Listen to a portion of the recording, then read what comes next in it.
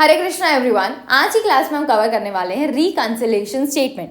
Reconciliation statement होता क्या है, इसके अंदर क्या किया जाता है, ये समझने से पहले हम जा रहे हैं कॉस्ट के रिकॉर्ड्स पे। कॉस्ट के अंदर, कॉस्ट अकाउंटिंग के अंदर दो तरीके से रिकॉर्ड मेंटेन किए जाते हैं। पहला होता है इंटीग्रेटेड अकाउंटिंग, जहां पे आप बोलते हो कि यार क्या ही जरूरत है कॉस्ट का अलग से रिकॉर्ड मेंटेन करने की, हम फाइनेंशियल के रिकॉर्ड्स मेंटेन कर रहे हैं ना, हम उसी के साथ कॉस्ट के भी मेंटेन कर देंगे। तो यहाँ पे रिकॉर्ड कीपिंग फाइनेंशियल और कॉस्ट अकाउंटिंग दोनों की एक साथ होती है, हम एक ही रिकॉर्ड बनाते हैं। मतलब ऑर्गेनाइजेशन के अंदर जर्नल, लेजर, ट्रायल बैलेंस जो बनाए जा रहे हैं वो एक ही होंगे। इसकी वजह से ऑर्गेनाइजेशन का जो प्रॉफिट आता है वो भी एक ही आता है, ठीक है। लेकिन जब आप नॉन इंटीग्रेटेड अकाउंटिंग फॉलो करते हो तो यहाँ पे बोला जाता है कि भाई हम तो फाइनेंशियल के अकाउंट्स अलग मेंटेन करेंगे, हम तो कॉस्ट के अकाउंट्स अलग मेंटेन करेंगे, जिसकी वजह से आपका फाइनेंशियल अकाउंटिंग का प्रॉफिट अलग आता है और कॉस्ट अकाउंटिंग का प्रॉफिट अलग आता है। अब दो अलग अलग टाइप के प्रॉफिट्स यहाँ पे हो गए। क्या ये दोनों प्रॉफिट सेम होते हैं क्या? क्योंकि भाई ऑर्गेनाइजेशन का ही प्रॉफिट निकाला जा रहा है दोनों जगह, तो सेम तो होना चाहिए, पर ये सेम होते नहीं है। इनके पीछे कई सारे कारण हैं जिसकी वजह से फाइनेंशियल का प्रॉफिट कॉस्ट के प्रॉफिट से मैच नहीं करता है। क्या कारण है, एक एक करके समझते हैं। सबसे पहला आता है अप्रोप्रिएशन ऑफ प्रॉफिट। देखो यार, जब तुम फाइनेंशियल अकाउंटिंग के अंदर प्रॉफिट कैलकुलेट करते हो ना, तो इसमें यहाँ पे काम खत्म नहीं होता। ये फाइनेंशियल अकाउंटिंग का प्रॉफिट डिस्ट्रीब्यूट किया जाता है अलग अलग जगह। इसमें से हम हमारे शेयर होल्डर्स को डिविडेंड देते हैं, हम गवर्नमेंट को टैक्सेस देते हैं, कुछ अमाउंट रिजर्व में डाल के रखते हैं, कुछ अमाउंट का हम एक्सेस प्रोविजन बना देते हैं डेप्रीसिएशन का। एक्सेस प्रोविजन डेप्रीसिएशन का कब बनता है? जब आपको लग रहा है कि यार हमारे एसेट की वैल्यू और ज़्यादा गिर सकती है, मतलब जितना हम नॉर्मली डेप्रीसिएशन चार्ज करते हैं उससे भी ज़्यादा गिर सकती है, तो एज ऑर्गेनाइजेशन सेफर साइड में रहना चाहती है, तो वो एक्सेस डेप्रीसिएशन चार्ज कर देती है अपने प्रॉफिट से, ठीक है। तो ऑर्गेनाइजेशन के अंदर प्रॉफिट का डिस्ट्रीब्यूशन किया जाता है जब आप फाइनेंशियल अकाउंटिंग फॉलो करते हो। पर एक बात बताओ, हमने इतने बार कॉस्ट शीट बनाई है, क्या हमने आज तक जो कॉस्ट अकाउंटिंग के अंदर प्रॉफिट आया उसको डिस्ट्रीब्यूट किया क्या कि इससे डिविडेंड देना पड़ेगा, इससे टैक्सेस देने पड़ेंगे, इसका कुछ अमाउंट रिजर्व में डालना पड़ेगा? बिल्कुल नहीं, वहां पे हम ये सारे झंझट नहीं पालते। कॉस्ट अकाउंटिंग बोलता है कि भाई मेरे को तो अपने प्रोडक्ट और सर्विस से रिलेटेड खर्चों से मतलब है, इस प्रोडक्ट को बेचने से जो सेल्स वैल्यू आई उससे मतलब है, और इन दोनों को माइनस करने से जो प्रॉफिट या लॉस आया उससे मतलब है। अब उसके बाद ये प्रॉफिट कहाँ डिस्ट्रीब्यूट हो रहा है, किसको दिया जा रहा है, उससे कॉस्ट अकाउंटिंग को कोई मतलब नहीं होता, जिसकी वजह से एट लास्ट जो फाइनेंशियल अकाउंटिंग का प्रॉफिट आता है और जो कॉस्ट अकाउंटिंग का प्रॉफिट आता है उनके बीच में डिफरेंसेस आ जाते हैं, ठीक है। नेक्स्ट रीजन होता है purely financial expenses and losses. मतलब ऐसे एक्सपेंसेस और लॉसेस जो सिर्फ और सिर्फ फाइनेंशियल अकाउंटिंग में रिकॉर्ड किए जाते हैं, जैसे loss on sale of asset. अगर ऑर्गेनाइजेशन के पास एक एसेट है, लेट्स से 10,000 रुपये का, मतलब उनके बुक्स में वैल्यू 10,000 की दिख रही है, इन्होंने ये एसेट को बेच दिया। कितने में बेचा? 12,000 रुपये में, 8,000 रुपये में, ठीक है। अगर मैं 8,000 रुपये में अपने एसेट को बेच रही हूँ जिसकी वैल्यू 10,000 दिख रही है मेरे बुक्स में, तो मैंने लॉस में बेचा। अब लॉस में बेचा तो क्या ये चीज़ मैं कॉस्ट अकाउंटिंग के अंदर रिकॉर्ड करूँगी क्या? कॉस्ट अकाउंटिंग बोलेगा कि भाई एसेट है ना, मेरे कोई मतलब का नहीं है, तुम जानो फाइनेंशियल अकाउंटिंग वाले। तो ये जो लॉस हुआ एसेट को बेचने से, ये सिर्फ और सिर्फ फाइनेंशियल अकाउंटिंग के अंदर रिकॉर्ड किया जा रहा है। मतलब इसकी वजह से फाइनेंशियल अकाउंटिंग का प्रॉफिट क्या होगा? कम हो जाएगा, और कॉस्ट अकाउंटिंग के प्रॉफिट को तो कोई फर्क ही नहीं पड़ा। इन दैट केस कॉस्ट अकाउंटिंग का प्रॉफिट ज़्यादा दिखेगा, है ना, जिसकी वजह से डिफरेंसेस अराइज होंगे। Next, transfer expenses. क्या होता है ना, ऑर्गेनाइजेशन ने समझ लो कहीं इन्वेस्टमेंट करके रखा है। अब ऑर्गेनाइजेशन को लग रहा है कि यार ये क्या फालतू जगह हमने इन्वेस्टमेंट कर दिया, हमको दूसरी जगह करना पड़ेगा, है ना। तो ये क्या करेंगे, यहाँ जितना भी पैसा डाल के रखा होगा उसको दूसरी जगह इन्वेस्ट करेंगे। तो यहाँ से पैसा निकाल के दूसरी जगह इन्वेस्ट करने में जो भी एक्सपेंसेस आपको लगते हैं उसको बोला जाता है ट्रांसफर एक्सपेंसेस। अब ये एक्सपेंसेस क्या मेरे प्रोडक्ट और सर्विस से रिलेटेड है? Answer is no. इसलिए कॉस्ट अकाउंटिंग को कोई मतलब नहीं है इस एक्सपेंस से, लेकिन ये एक्सपेंस हमारे फाइनेंशियल अकाउंटिंग को ज़रूर अफेक्ट करेगा। सिमिलर वे में इंटरेस्ट का एक्सपेंस, अगर ऑर्गेनाइजेशन लोन ले रही है तो उसको let's say 10% per annum interest पे करना है, ये इंटरेस्ट हमारे फाइनेंस का कॉस्ट होता है, इसलिए फाइनेंशियल अकाउंटिंग में शो होता है। और हमने इतने बार मटेरियल के अंदर, ओवरहेड्स के अंदर, डायरेक्ट एक्सपेंसेस के अंदर सब जगह देख लिया है कि जो इंटरेस्ट कॉस्ट होता है वो हमारे कॉस्ट अकाउंटिंग का कोई भी मतलब का नहीं है, वो इसको पूरी तरीके से एक्सक्लूड कर देते हैं। Next, damages and penalty. अगर किसी भी चीज़ के लिए आप डैमेजेस पे कर रहे हो, पेनाल्टी पे कर रहे हो, तो ये damages and penalty cost accounting से कहीं भी रिलेटेड नहीं होते, ये सिर्फ और सिर्फ फाइनेंशियल अकाउंटिंग के अंदर रिकॉर्ड किए जाते हैं। अब ये सारे लॉसेस, ये सारे एक्सपेंसेस अगर फाइनेंशियल अकाउंटिंग के अंदर बस रिकॉर्ड होंगे तो इसकी वजह से क्या होगा, फाइनेंशियल अकाउंटिंग का प्रॉफिट कम दिखेगा as compared to your cost accounting, जिसकी वजह से इन दोनों के बीच में डिफरेंसेस आते हैं। ठीक है, नेक्स्ट, प्योरली फाइनेंशियल इनकम। जैसे हमने एक्सपेंसेस एंड लॉसेस देखे फाइनेंशियल वाले, वैसे ही फाइनेंशियल इनकम होती है कुछ जो सिर्फ और सिर्फ फाइनेंशियल अकाउंटिंग में रिकॉर्ड की जाती है, उसको कॉस्ट अकाउंटिंग से कोई मतलब नहीं होता। ऐसी कौन कौन सी इनकम है? सबसे पहला होता है profit from sale of asset. जैसे हमने loss on sale of asset देखा था, वैसे ही profit on sale of asset भी हो सकता है कि अगर लेट्स से हमारे बुक्स में 10,000 का एक एसेट दिख रहा है जिसको हमने 12,000 में बेचा, तो हमने प्रॉफिट में बेचा। ये प्रॉफिट से कॉस्ट अकाउंटिंग को कोई भी मतलब नहीं होता, ये प्रॉफिट फाइनेंशियल अकाउंटिंग में रिकॉर्ड किया जाता है। सिमिलर वे में ट्रांसफर फीस, वहाँ पे हमने ट्रांसफर चार्जेस देखे थे।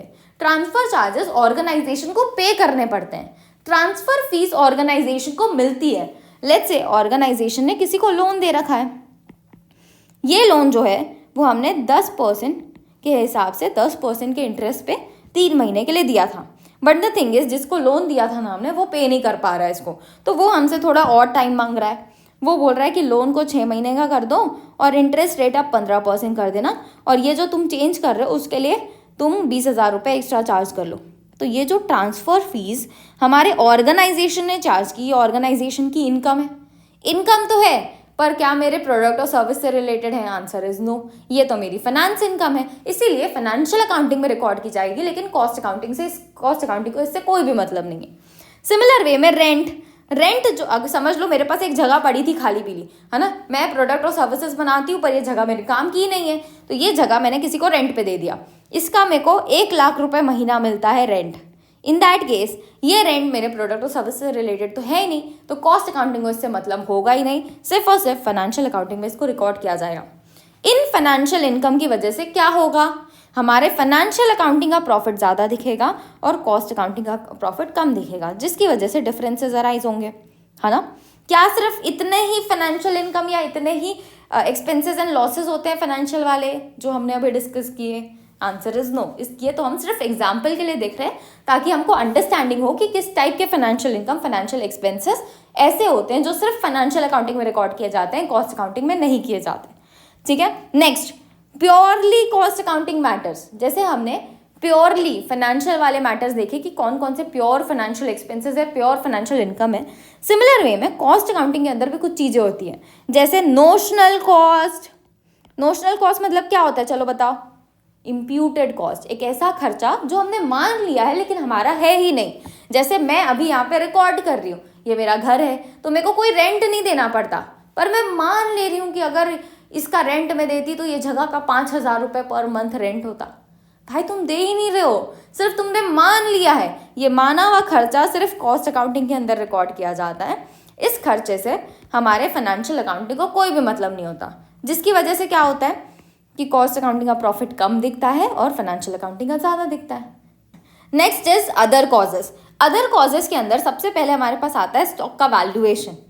जब आप फाइनेंशियल अकाउंटिंग के अंदर स्टॉक को वैल्यू करते हो ना, तो यहाँ पे इसका हम देखते हैं कि कितना कॉस्ट है स्टॉक का और कितना उसका नेट रियलाइजेबल वैल्यू है। विच एवर इज लोअर के हिसाब से स्टॉक को वैल्यू किया जाता है, लेकिन हम कॉस्ट अकाउंटिंग के अंदर स्टॉक को जो कॉस्ट होती है उसी पे रिकॉर्ड करते हैं, जिसकी वजह से इन दोनों के बीच में डिफरेंस आता है। Next, depreciation.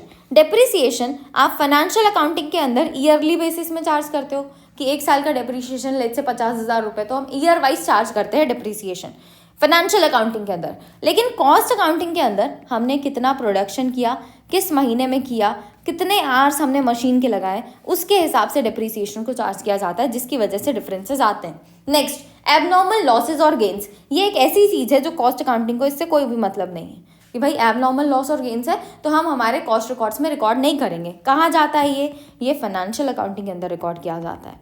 ठीक है, नेक्स्ट, ट्रीटमेंट ऑफ ओवरहेड्स, जो भी ओवरहेड्स आते हैं वो फाइनेंशियल अकाउंटिंग के अंदर जितना भी एक्चुअल ओवरहेड हमने इनकर किया है वो रिकॉर्ड किया जाता है। लेकिन हमने पहले ही ओवरहेड चार्टर के अंदर देख लिया है कि कॉस्ट अकाउंटिंग के अंदर जो वेरिएबल वाला ओवरहेड होगा उसको तो हम एक्चुअल पे ही रिकॉर्ड करेंगे, लेकिन जो फिक्स्ड वाला होगा ना उसके लिए हम एक पहले से प्री डिटरमाइंड रेट लेके आते हैं, उसके हिसाब से चार्ज करते हैं, जिसकी वजह से जितना एक्चुअल में आपका ओवरहेड आया है उससे कॉस्ट अकाउंटिंग वाला ओवरहेड डिफरेंट आ जाता है ना। तो इनकी वजह से भी कॉस्ट और फाइनेंशियल के प्रॉफिट में डिफरेंसेस आ सकते हैं। डन। तो हमने बहुत सारे अलग अलग टाइप के रीजंस देखे जिसकी वजह से कॉस्ट और फाइनेंशियल का प्रॉफिट मैच नहीं करता।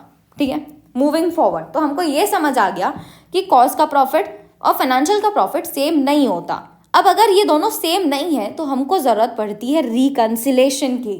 ठीक है, तो जब आपका फाइनेंशियल का प्रॉफिट कॉस्ट का प्रॉफिट सेम नहीं है तो हम इसको रिकन्साइल करते हैं। रिकन्सिलेशन इसलिए किया जा रहा है ताकि हम फाइंड आउट कर सके कि क्या ऐसे रीजंस हैं जिनकी वजह से कॉस्ट का प्रॉफिट और फाइनेंशियल के प्रॉफिट में डिफरेंसेस आ रहे हैं। हमने देखा बहुत सारे अलग अलग टाइप के रीजंस हो सकते हैं, पर इनमें से कौन से ऐसे रीजन हैं जो हमारे ऑर्गेनाइजेशन के प्रॉफिट फाइनेंशियल के हिसाब से और कॉस्ट के हिसाब से को अफेक्ट कर रहे हैं, दोनों के बीच में डिफरेंसेस लेके आ रहे हैं। ठीक है, तो रिकन्सिलेशन का ऑब्जेक्टिव क्या है? सबसे पहला ऑब्जेक्टिव है कि रीजन फाइंड आउट करना क्यों प्रॉफिट और लॉस फाइनेंशियल अकाउंटिंग के अंदर अलग आ रहा है और कॉस्ट अकाउंटिंग के अंदर अलग आ रहा है। साथ साथ ये चेक करना कि क्या कॉस्ट अकाउंट्स के जो हमने अकाउंट्स मेंटेन कराए हैं वो एक्यूरेट है, रिलायबल है। कैसे पता चलता है? समझना, जब आप फाइनेंशियल अकाउंटिंग के प्रॉफिट को कॉस्ट अकाउंटिंग से कंपेयर करते हो, आप रीजंस फाइंड आउट करते हो कि क्या क्या रीजंस की वजह से डिफरेंसेस आ रहे हैं। लेट्स से जितने भी सारे रीजंस थे सब हमने देख लिए, इसके बाद भी डिफरेंस आ रहा है, इन दैट केस कुछ तो गड़बड़ है। या तो आपका कॉस्ट अकाउंटिंग में गड़बड़ है या तो आपका फाइनेंशियल अकाउंटिंग में गड़बड़ है ना। तो हम क्या चेक कर सकते हैं कि कॉस्ट अकाउंटिंग में एक्यूरेसी है कि नहीं, रिलायबिलिटी है कि नहीं। साथ साथ आप ये भी पता कर सकते हो कि फाइनेंशियल अकाउंटिंग सही से बना है कि नहीं। अगर दोनों मैच कर रहे हैं तो दोनों सही हैं, अगर मैच नहीं कर रहे हैं तो दोनों में से किसी में भी गड़बड़ हो सकती है। ठीक है, तो आपको पता चल जाता है कि आप करेक्ट फाइनेंशियल अकाउंट्स के अंदर प्रॉफिट और लॉस लेके आ रहे हो कि नहीं। साथ साथ सोच के देखो यार, हम कॉस्ट अकाउंटिंग के अंदर कॉस्ट कंट्रोल करते हैं, कॉस्ट का एसर्टेनमेंट करते हैं, ये सही कब होगा? जब आपका कॉस्ट अकाउंटिंग का प्रॉफिट सही होगा। अगर ये दोनों मैच ही नहीं कर रहे, हमने सारे रीजन देख लिए फिर भी मैच नहीं कर रहे हैं, तो इसका मतलब हो सकता है ना कि आपका कॉस्ट अकाउंटिंग का जो प्रॉफिट आया वो सही नहीं है। और अगर कॉस्ट अकाउंटिंग का प्रॉफिट सही नहीं है तो जो भी कॉस्ट कंट्रोल कर रहे हो आप, जो भी प्रॉफिट वगैरह निकाल रहे हो आप, वो सब गलत हो जाएगा, है ना। नेक्स्ट, ये आपको true and fair view provide करता है बिजनेस के बैलेंस शीट का, कि जो भी हमने बैलेंस शीट में चीज़ें शो की हैं, फाइनेंशियल अकाउंटिंग में शो की है, वो चीज़ें सही हैं कि नहीं, है ना। मूविंग फॉरवर्ड, नेक्स्ट अब हम क्वेश्चंस की तरफ आ रहे हैं। सारा थ्योरी वाला काम हो गया रिकन्सिलेशन का, हमने समझ लिया कि रिकन्सिलेशन की रिक्वायरमेंट कब होती है। अब रिकन्सिलेशन किया कैसे जाता है वो हम क्वेश्चंस के थ्रू ही समझेंगे, आपको बहुत अच्छे से क्लैरिटी आ जाएगी। The following figures have been extracted from financial accounts of a manufacturing firm for the first year of its operation. First year का सारा डिटेल्स दिया हुआ है कि कितना डायरेक्ट मटेरियल कंज्यूम किया जा रहा है, कितना डायरेक्ट वेजेस हैं, फैक्ट्री ओवरहेड दिया है, एडमिन ओवरहेड है, सेलिंग एंड डिस्ट्रीब्यूशन है, बैड डेट्स दिए हैं, प्रीलिमिनरी एक्सपेंसेस दिए हैं, लीगल चार्जेस दिए हैं। हम क्या करते हैं ना, बांटते जाते हैं कि कौन कौन सी चीज़ें ऐसी है जो आप दोनों जगह रिकॉर्ड करते हो, कौन कौन सी चीज़ें ऐसी हैं जो आप सिर्फ और सिर्फ फाइनेंशियल या सिर्फ और सिर्फ कॉस्ट में रिकॉर्ड करते हो। ठीक है, शुरू की चीज़ें देखो, direct material consumed, direct wages, factory overhead, admin overhead, selling and distribution overhead, ये सारी चीज़ें हम कॉस्ट के अंदर रिकॉर्ड करते हैं। हमने कॉस्ट शीट में इनको देखा है ना। साथ साथ ये ऑर्गेनाइजेशन से रिलेटेड खर्चे हैं, ऑर्गेनाइजेशन के हाथ से पैसे इसके लिए जाने वाले हैं, तो ये फाइनेंशियल के अंदर भी रिकॉर्ड किया जाएगा। नेक्स्ट देखो, bad debts, preliminary expenses, legal charges, आज तक रिकॉर्ड किए हो कॉस्ट अकाउंटिंग में? नहीं रिकॉर्ड किए हैं, लेकिन हम इनको फाइनेंशियल अकाउंटिंग में ज़रूर रिकॉर्ड करते हैं, है ना, क्योंकि ये फाइनेंस से रिलेटेड हमारे खर्चे हैं। नेक्स्ट, डिविडेंड रिसीव हुआ, डिविडेंड रिसीव हुआ मेरे को, क्या मैं नॉर्मली ये डिविडेंड रिसीव करने वाला काम करती हूँ क्या? नहीं, हम तो प्रोडक्ट और सर्विस बना के वो बेच रहे हैं ना। इन दैट केस ये जो डिविडेंड रिसीव हुआ ये फाइनेंशियल अकाउंटिंग के अंदर ही सिर्फ रिकॉर्ड किया जाएगा।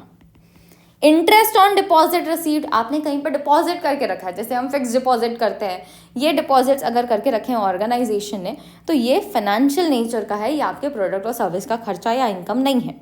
Next, sales, sales of cost के अंदर भी रिकॉर्ड की जाएगी, हम फाइनेंशियल में भी रिकॉर्ड करेंगे क्योंकि इससे हमारे पास पैसे आ रहे हैं। Closing stock, closing stock financial में भी रिकॉर्ड होता है और कॉस्ट में भी रिकॉर्ड होता है, बस अमाउंट कितना रिकॉर्ड होगा वो फ़र्क हो सकता है।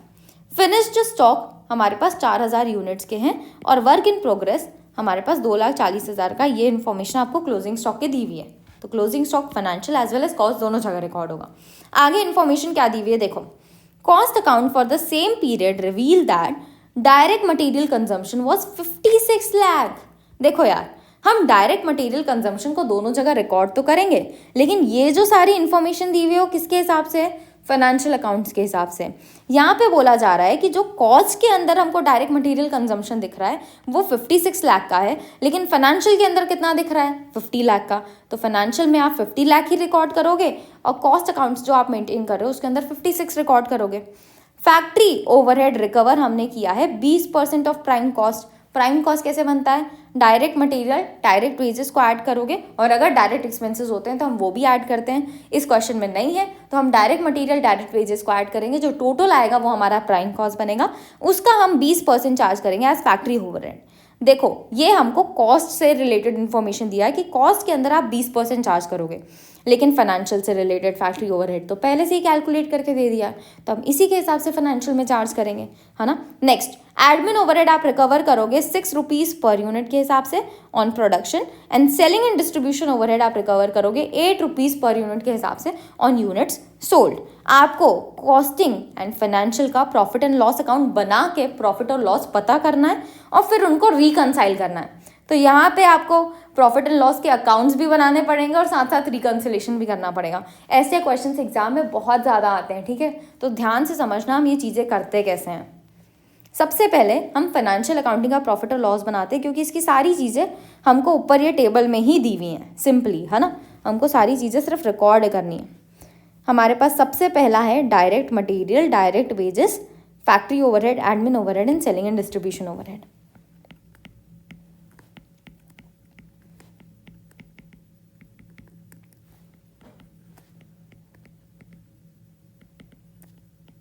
हम सारे expenses profit and loss account में डेबिट साइड में रिकॉर्ड करते हैं, है ना। तो इसलिए मैं सारे एक्सपेंसेस यहाँ पे लिख रही हूँ। 50, 30, 16, 7, 9.6।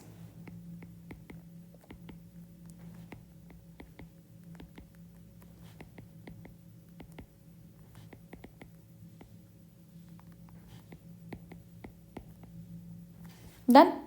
नेक्स्ट, इसके बाद bad debts, preliminary expenses, legal charges, ये भी फाइनेंशियल अकाउंटिंग से रिलेटेड खर्चे हैं, तो इनको भी हम यहाँ पे रिकॉर्ड कर लेंगे।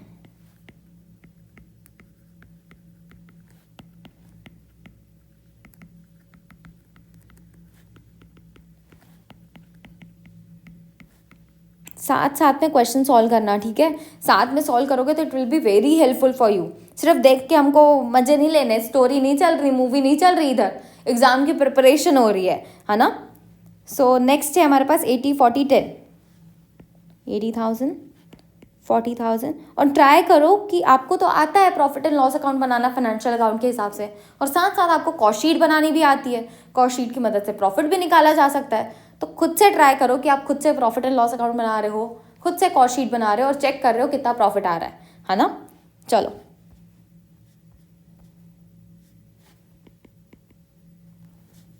नेक्स्ट, इसके बाद है हमारे पास dividend received, interest on deposit received. ये दोनों भी फाइनेंशियल अकाउंटिंग से रिलेटेड है, लेकिन ये हमारी इनकम है, तो हम कहाँ रिकॉर्ड करेंगे? Credit side. To interest received, to interest on deposit received.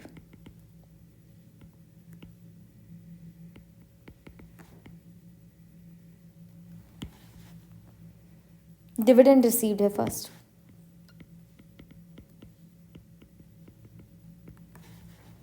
Amount is 1,20,000। Next, sales हमको दिया हुआ है 1,20,00,000। ये 1,20,000 यूनिट्स हम बेच रहे हैं, उसका सेल्स है, तो सेल्स हमारा क्रेडिट साइड में शो होगा। 1,20,000 यूनिट्स हम बेच रहे हैं, हमको अमाउंट कितना मिल रहा है? 1,20,00,000। नेक्स्ट, क्लोजिंग स्टॉक दिया हुआ है हमको फिनिश गुड्स का और वर्क इन प्रोग्रेस का। क्लोजिंग स्टॉक हम क्रेडिट साइड शो करते हैं। फिनिश्ड गुड्स, ये ऐसे फिनिश्ड गुड्स हैं जो हमने बनाए तो लेकिन बिके नहीं, है ना, 4000 यूनिट्स दिया हुआ है। और work in progress, work in progress मतलब हमारा काम पूरी तरीके से ख़त्म नहीं हुआ है, ऐसे यूनिट्स 3,20,000 एंड 2,40,000, 3,20,000 एंड 2,40,000। डन, सारी चीज़ें हमने रिकॉर्ड कर ली, टोटल कर लो। 1 lakh plus 20,000 plus 1 crore 20 lakh plus 3,20,000 plus 2,40,000, that is equal to 1 crore 26,80,000।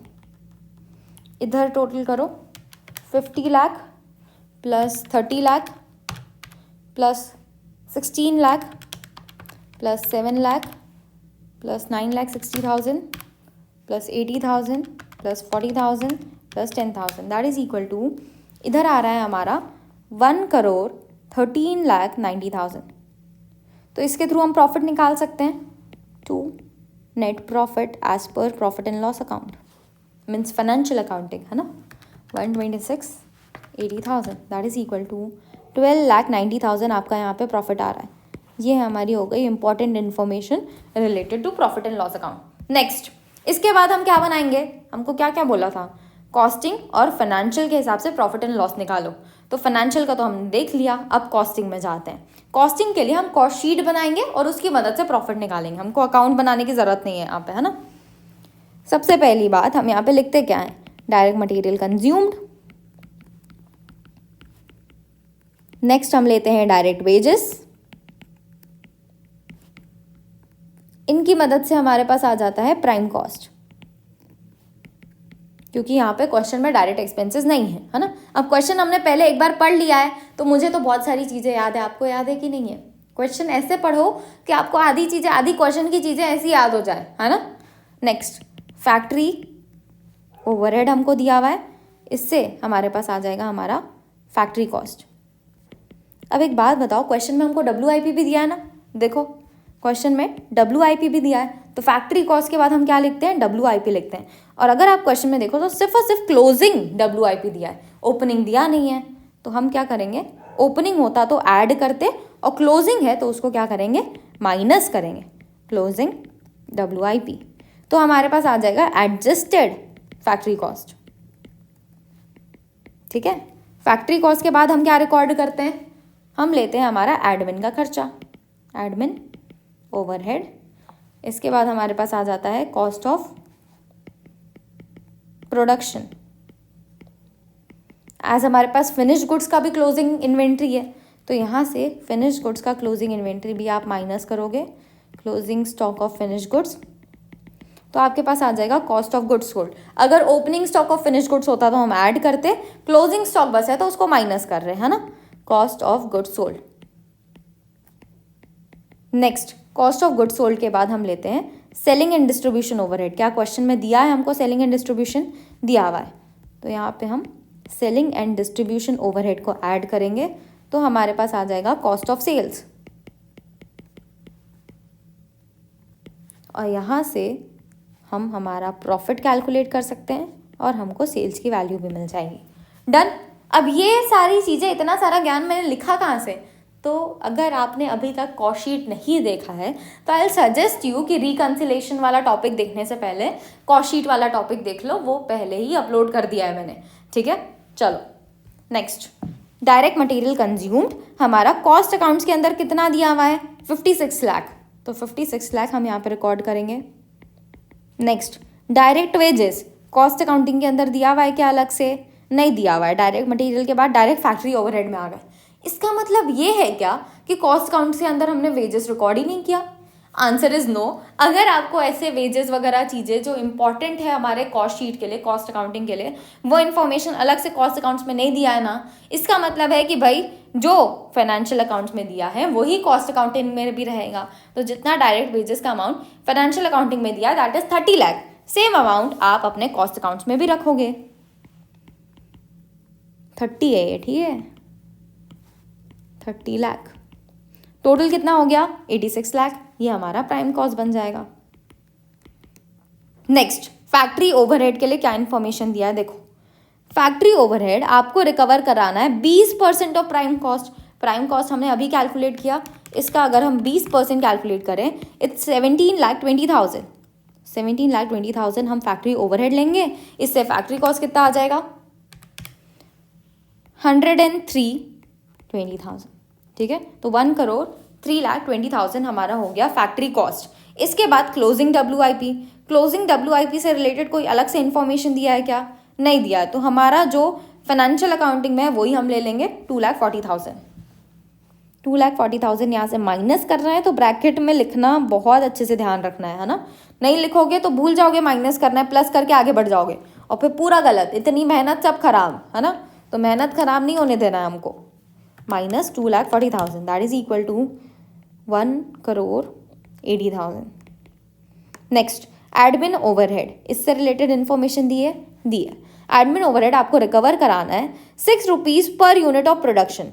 हम कितना प्रोड्यूस कर रहे हैं हमने तो देखा ही नहीं है। देखो, सबसे पहली बात तो तुम कितना सेल्स कर रहे हो वो देखोगे।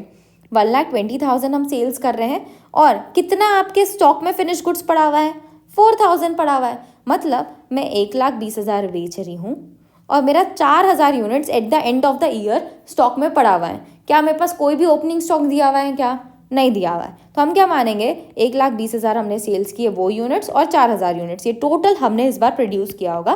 दैट इज 1,24,000 यूनिट्स हमने इस बार प्रोड्यूस किए। अब क्या बोला जा रहा है, जितना आपने प्रोडक्शन किया उसके ऊपर एडमिन ओवरहेड चार्ज होगा 6 रुपीज़ पर यूनिट के हिसाब से, है ना। Admin overhead 6 rupees per unit 1,24,000 units पे आप चार्ज करोगे।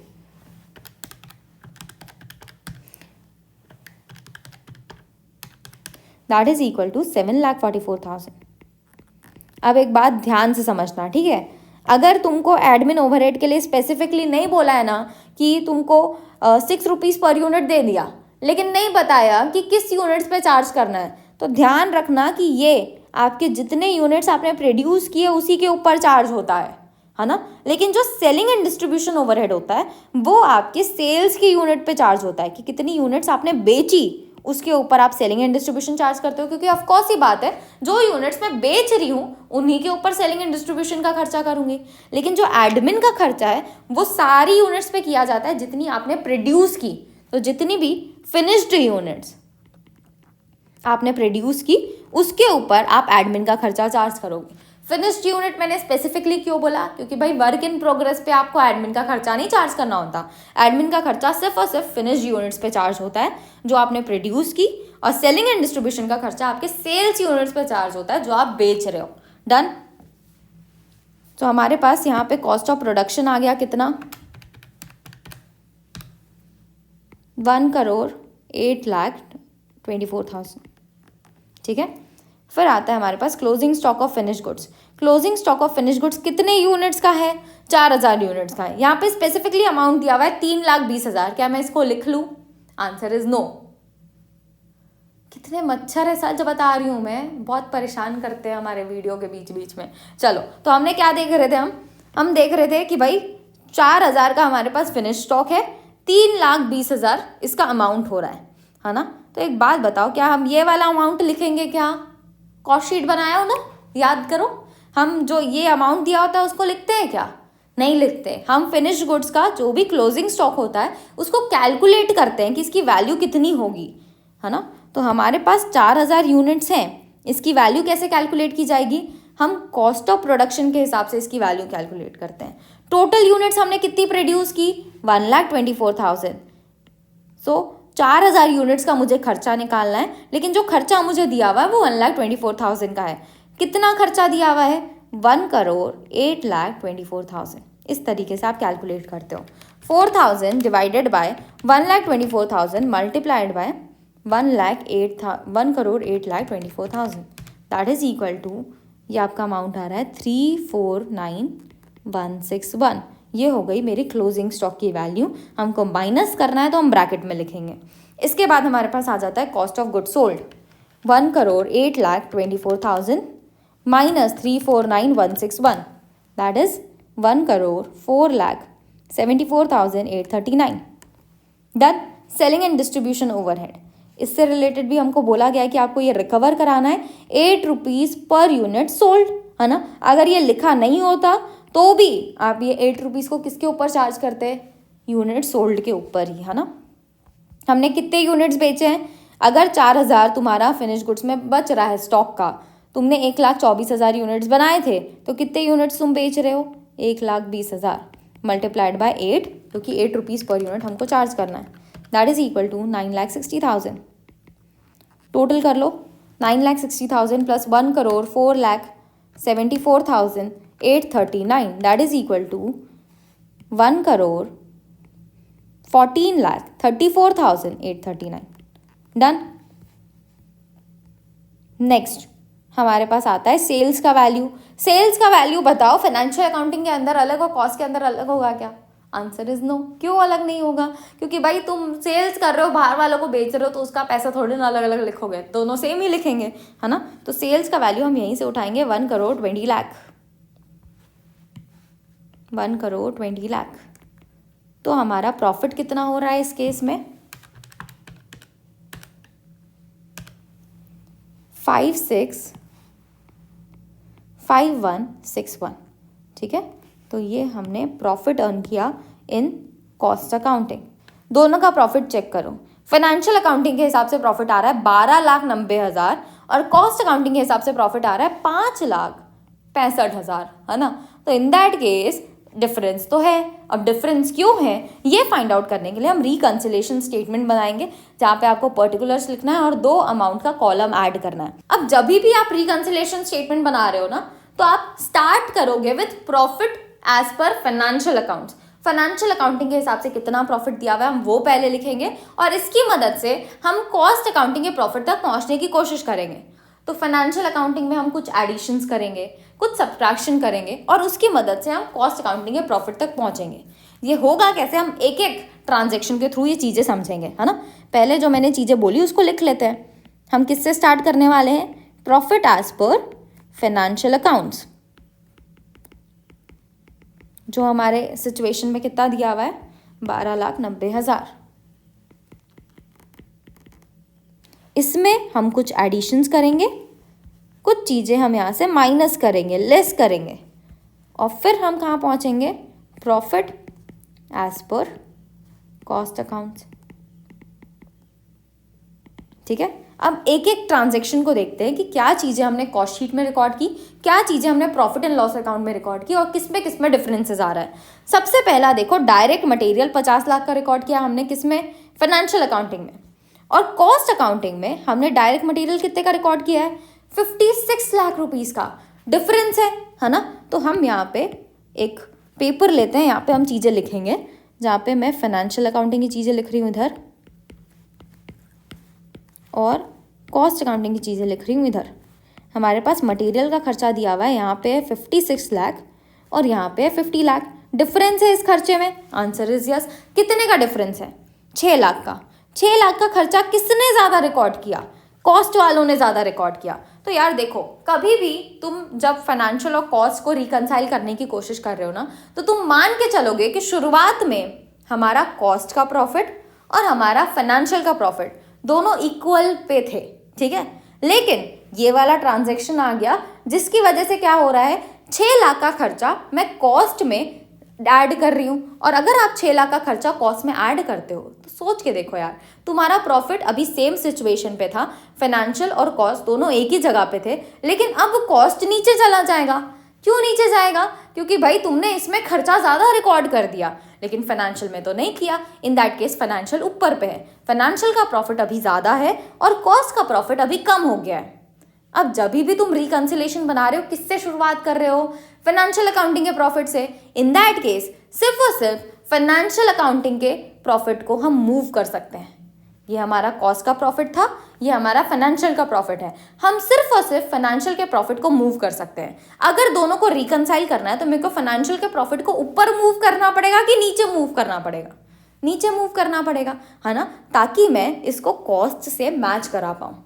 अगर आपको फाइनेंशियल के प्रॉफिट को नीचे मूव करना है, मतलब आपको इसके अंदर माइनस करने की ज़रूरत है। कितना माइनस करेंगे बताओ? जितने से ये माइनस हो गया है ना। तो एज 6 लाख का खर्चा आपने कॉस्ट अकाउंटिंग में ज़्यादा रिकॉर्ड कर दिया है, इसकी वजह से आपको फाइनेंशियल अकाउंटिंग के अंदर 6 लाख का खर्चा ज़्यादा माइनस करना पड़ेगा, तभी हम कॉस्ट अकाउंटिंग के प्रॉफिट तक पहुंच पाएंगे। Material cost over recovered in cost accounts, तो एज मैं इसको माइनस कर रही हूँ तो लेस वाली जगह पे लिख रही हूँ, है ना। कितना ओवर रिकवर किया गया है, 6 लाख रुपए हमने एक्स्ट्रा रिकवर किया। नेक्स्ट, डायरेक्ट वेजेस अगर आप देखो तो यहाँ पे 30 लाख है और यहाँ पे भी 30 लाख है, तो इसमें चेंजेस नहीं है। नेक्स्ट हमारे पास आ रहा है फैक्ट्री ओवरहेड, जो यहाँ पे 16 लाख का है और यहाँ पे हमने 17,20,000 का शो किया है। फिर से हम स्टार्ट करेंगे। अब देखो, मैं जो तुमको बता रही हूँ ना, ये मेरे लिए बहुत ज़्यादा हेल्पफुल था, ये तरीका जहाँ पे मैं ऐसे कॉस्ट और फाइनेंशियल को कंपेयर करके देख रही हूँ। आपको रिकन्सिलेशन में एक पैसा तकलीफ नहीं आएगी अगर आपको ये चीज़ें आ गई तो। इसलिए बहुत ज़्यादा ज़रूरी है कि आप साथ में ऐसे खड़े हो या फिर बैठे हो तो भी चलेगा, और मेरे साथ हर एक ट्रांजेक्शन को यहाँ पे जज कर रहे हो कि उसके साथ हो क्या रहा है, ठीक है। किसी भी ट्रांजेक्शन के स्टार्टिंग में आप ये मानोगे कि आपका profit as per cost account and as per financial accounting same है, ठीक है। दूसरा ट्रांजेक्शन हमारा क्या है, फैक्ट्री ओवरहेड का, जहाँ पे फाइनेंशियल अकाउंटिंग में 16 लाख का दिख रहा है फैक्ट्री ओवरहेड और कॉस्ट अकाउंटिंग में दिख रहा है 17,20,000 का, है ना। यहाँ पे हम लिख लेते हैं ताकि अभी हमको क्लैरिटी आए। 17,20,000 एंड यहाँ पे दिख रहा है 16 लाख। किस में ज़्यादा खर्चा रिकॉर्ड किया, 1,20,000 का खर्चा हमने ज़्यादा रिकॉर्ड किया है, किस में, कॉस्ट अकाउंटिंग में। तो फिर से सोचो, हमारे पास अभी कॉस्ट अकाउंटिंग और फाइनेंशियल अकाउंटिंग बैलेंस है, क्योंकि हम फिर से नया ट्रांजैक्शन देख रहे हैं तो हम फिर से मानेंगे कि ये दोनों बैलेंस है, सेम सिचुएशन पे खड़े हैं। अब हमारा फैक्ट्री ओवरहेड किस में ज़्यादा चार्ज किया गया है, कॉस्ट अकाउंटिंग में। क्या है फैक्ट्री ओवरहेड, खर्चा है। खर्चे की वजह से ये जो प्रॉफिट दिख रहा है हमको कॉस्ट अकाउंटिंग का, वो क्या हो जाएगा, कम हो जाएगा।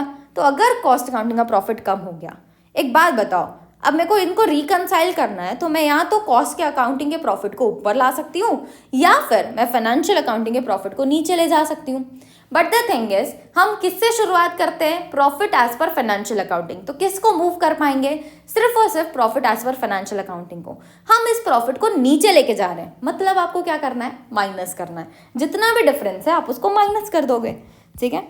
सो फैक्ट्री ओवरहेड हमने ओवर रिकवर किया इन कॉस्ट अकाउंट्स। कितना ओवर रिकवर किया है, 1,20,000। डन। नेक्स्ट हमारे पास आ रहा है एडमिन ओवरहेड, जो आपने 7 लाख का रिकॉर्ड किया है फाइनेंशियल में और 7,44,000 का रिकॉर्ड किया है कॉस्ट में।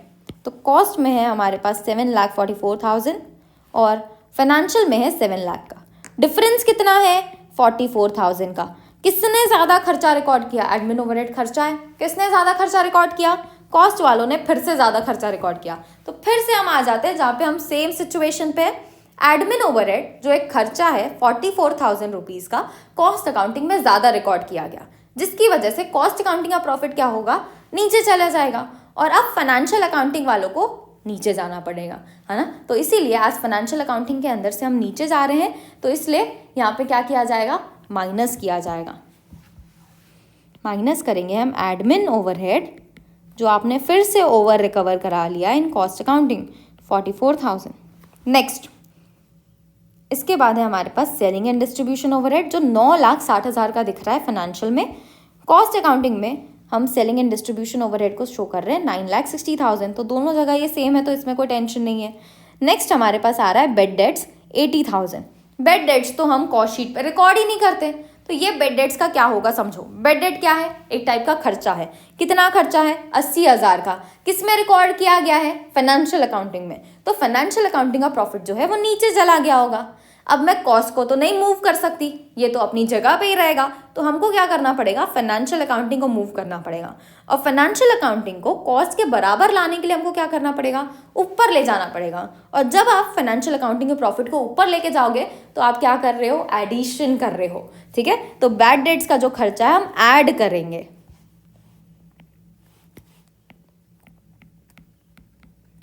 अमाउंट कितना है, 80,000। Next is preliminary expenses. Preliminary expenses 40,000 के हैं। क्या हम इसको कॉस्ट में रिकॉर्ड करते हैं, नहीं करते। तो ये फिर से एक खर्चा आ गया जो आपने सिर्फ और सिर्फ फाइनेंशियल अकाउंटिंग में रिकॉर्ड किया है। इसकी वजह से फाइनेंशियल अकाउंटिंग का जो प्रॉफिट है वो नीचे चला जाएगा, कॉस्ट अकाउंटिंग का प्रॉफिट ऊपर है। तो फाइनेंशियल अकाउंटिंग को यहाँ पे फिर से ऊपर आना पड़ेगा। तो यहाँ पे हम क्या करेंगे, एडिशन करेंगे प्रीलिमिनरी एक्सपेंसेस का। सिमिलर वे में अगर आप देखो लीगल चार्जेस 10,000, लीगल चार्जेस भी हम किस में रिकॉर्ड करते हैं, सिर्फ और सिर्फ फाइनेंशियल अकाउंटिंग में, कॉस्ट अकाउंटिंग में नहीं रिकॉर्ड करते। तो ये भी एक टाइप का खर्चा है जो आपने सिर्फ फाइनेंशियल अकाउंटिंग में रिकॉर्ड किया, तो इसकी वजह से फाइनेंशियल अकाउंटिंग का प्रॉफिट नीचे चला गया होगा। हमको अगर इसको कॉस्ट अकाउंट से रिकनसाइल करना है तो फाइनेंशियल अकाउंटिंग के प्रॉफिट को ऊपर लेके आना पड़ेगा। ठीक है, तो हमारे पास है यहाँ पे प्रीलिमिनरी एक्सपेंसेस और लीगल चार्जेस, इनको भी हम यहाँ पे ऐड करने वाले हैं, 40,000 and 10,000। Done. Moving forward, next तो प्रॉफिट है, प्रॉफिट तो हमने स्टार्टिंग में लिख लिया तो इसकी बात नहीं कर रहे हम। नेक्स्ट आता है डिविडेंड रिसीव्ड। 1 लाख रुपए का डिविडेंड रिसीव हुआ है, हमने कॉस्ट शीट में कहीं भी रिकॉर्ड किया है क्या डिविडेंड रिसीव्ड? नहीं रिकॉर्ड किया है। तो अब बताओ डिविडेंड रिसीव होने से क्या होगा? फाइनेंशियल अकाउंटिंग का प्रॉफिट बढ़ जाएगा क्योंकि इसको अब इनकम हुई है ना, तो इसका प्रॉफिट बढ़ गया, लेकिन कॉस्ट अकाउंटिंग का प्रॉफिट तो नीचे ही है। किसको आना पड़ेगा नीचे या किसको ऊपर जाना पड़ेगा? कॉस्ट अकाउंटिंग तो हिलेगा ही नहीं, क्योंकि क्यों नहीं हिलेगा? क्योंकि भाई इसका प्रॉफिट ही आप निकाल रहे हो, तो इसको आप नहीं मूव कर सकते, आप सिर्फ फाइनेंशियल अकाउंटिंग को मूव कर सकते हो। तो हम फाइनेंशियल अकाउंटिंग को क्या करेंगे, नीचे लेके आएंगे। ठीक है, सो नीचे लाने के लिए आपको लेस करना है। लेस कौन सा खर्चा है हमारा? डिविडेंड रिसीव्ड, इनकम है ना, dividend received recorded only in financial accounts. Amount कितना है? 1 लाख। नेक्स्ट, इसके बाद हमारे पास इंटरेस्ट ऑन डिपॉजिट रिसीव्ड 20,000। ये भी एक टाइप की इनकम है जो किसको मिली है? फाइनेंशियल अकाउंटिंग को मिली है। कॉस्ट अकाउंटिंग में हम इसको नहीं रिकॉर्ड करते। तो अभी की सिचुएशन में इस ट्रांजैक्शन से पहले हम दोनों इक्वल हैं, कॉस्ट अकाउंटिंग और फाइनेंशियल अकाउंटिंग। अब एज इंटरेस्ट रिसीव हुआ है आपको डिपॉजिट पे, तो इसकी वजह से फाइनेंशियल अकाउंटिंग का प्रॉफिट ऊपर हो गया होगा, लेकिन कॉस्ट अकाउंटिंग अभी भी नीचे है। तो इसलिए फाइनेंशियल अकाउंटिंग को नीचे आना पड़ेगा और हम यहाँ पे माइनस करेंगे कितना amount? 20,000। Interest on deposit received amount is 20,000। Next transaction है हमारे पास सेल्स का। सेल्स तो दोनों जगह सेम है, 1 करोड़ 20 लाख यहाँ पे भी है, 1 करोड़ 20 लाख यहाँ पे भी है। Next, closing stock finish goods का आप शो कर रहे हो फाइनेंशियल अकाउंटिंग में 3,20,000 का। वहीं अगर आप कॉस्ट अकाउंट्स में देखो तो closing stock of finish goods है 3,49,161। सो मैं यहाँ पे क्लोजिंग स्टॉक लिख रही हूँ। फाइनेंशियल अकाउंटिंग के अंदर है 3,20,000 एंड यहाँ पे है 3,49,161। कितने का डिफरेंस है? 29,161। किसने ज़्यादा रिकॉर्ड किया है? कॉस्ट अकाउंट्स ने। अब ध्यान दो, ये क्या है? क्लोजिंग स्टॉक है। क्लोजिंग स्टॉक की वजह से प्रॉफिट बढ़ता है कि घटता है? तो इसको आपको समझने के लिए ना आप डायरेक्ट फाइनेंशियल अकाउंटिंग में आ सकते हो। फाइनेंशियल अकाउंटिंग अगर आप ये स्टेटमेंट देखो, प्रॉफिट एंड लॉस अकाउंट देखो, तो यहाँ पे क्लोजिंग स्टॉक किधर रिकॉर्डेड है? क्रेडिट साइड रिकॉर्डेड है। और क्रेडिट साइड में सिर्फ वही चीज़ों को हम रिकॉर्ड करते हैं जिसकी वजह से प्रॉफिट बढ़ रहा है, जैसे dividend received, interest on deposit received, sales, closing stock. ये सारी चीज़ें ऐसी हैं जिनकी वजह से प्रॉफिट बढ़ता है। ठीक है, तो क्लोजिंग स्टॉक एक ऐसी चीज़ है जिसकी वजह से प्रॉफिट बढ़ रहा है। वहीं अगर ओपनिंग स्टॉक होता तो उसको हम डेबिट साइड में लिखते हैं, और डेबिट साइड में लिख रहे हो मतलब उसकी वजह से प्रॉफिट घटेगा।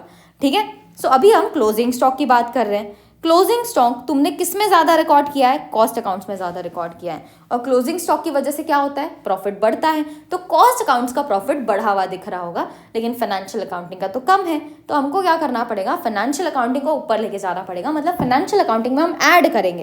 कितना अमाउंट ऐड करेंगे? जितना डिफरेंस है, that is 29,161। Closing stock over valued in cost accounts. Cost accounting में हमने क्लोजिंग स्टॉक को ओवर वैल्यू किया है, कितना? 29,161। नेक्स्ट, ये क्लोजिंग स्टॉक फिनिश गुड्स का था ना, तो यहाँ पे लिख लेते हैं हम कि ये क्लोजिंग स्टॉक है फिनिश गुड्स वाला। नेक्स्ट हमारे पास आ रहा है closing stock of work in progress.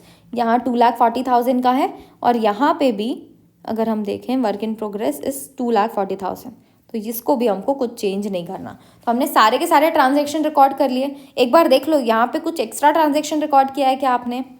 Direct material, wages, factory overhead, closing WIP, admin, closing stock of finished goods and selling and distribution overhead. तो मतलब सारे के सारे ट्रांजेक्शन्स को हमने रिकॉर्ड कर लिया। अब क्या करना है हमको? अब ऐड और लेस कर लो और आपको वैल्यू मिल जाएगी, है ना। सो यहाँ पे हमारे पास 80,000 plus 40,000 plus 10,000 plus 29,161 that is equal to 1,59,161। Next 6 lakh plus 1,20,000 plus 44,000 plus 1 lakh plus 20,000 that is equal to 8,84,000। ये 8,84,000 क्या हो रहा है? लेस हो रहा है, तो मैं इसको ब्रैकेट में लिख लूँगी, ठीक है। चलो टोटल करो। 12,90,000 से हमने स्टार्ट किया था, इसमें ऐड किया हमने 159,161 माइनस किया हमने 8,84,000 दैट इज इक्वल टू 565,161। अब जाके चेक करो कॉस्ट अकाउंटिंग और इसका प्रॉफिट मैच कर रहा है कि नहीं। 565,161, ठीक है। तो हम पहुंच गए हमारे कॉस्ट अकाउंटिंग के प्रॉफिट से और प्रॉफिट तक। और इससे हमको क्या पता चल गया कि कौन कौन से ऐसे रीजंस थे जिसकी वजह से हमारा जो कॉस्ट अकाउंटिंग का प्रॉफिट है वो बढ़ा, और कौन कौन से ऐसे रीजंस थे जिसकी वजह से हमारे कॉस्ट अकाउंटिंग का प्रॉफिट घटा, ठीक है। सो आई होप क्लैरिटी आई। और इसी तरीके से रिकंसिलिएशन स्टेटमेंट बनाना है। अब मैं आपको जो तरीका मैंने बताया है इसी तरीके को हम फॉलो करके आगे के क्वेश्चंस भी सॉल्व करेंगे। आपको बहुत अच्छे से क्लैरिटी आ जाएगी। बस आपको ये करना है कि जो मैं ये 5 क्वेश्चंस अभी करा रही हूँ उसमें बने रहना है, और हर एक में आपको देखना है कि तरीका हम फॉलो क्या कर रहे हैं, ठीक है। चलो नेक्स्ट क्वेश्चन हमारे पास आता है।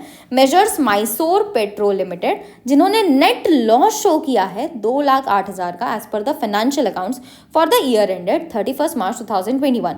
मेरे पास लॉस है, अब तो क्या मैं कॉस्ट अकाउंटिंग से चालू कर लूँ क्या? नहीं, चाहे लॉस हो चाहे प्रॉफिट हो कोई फर्क नहीं पड़ता। आप स्टार्टिंग जो करोगे वो फाइनेंशियल अकाउंटिंग से ही करोगे। प्रॉफिट और loss as per financial accounts.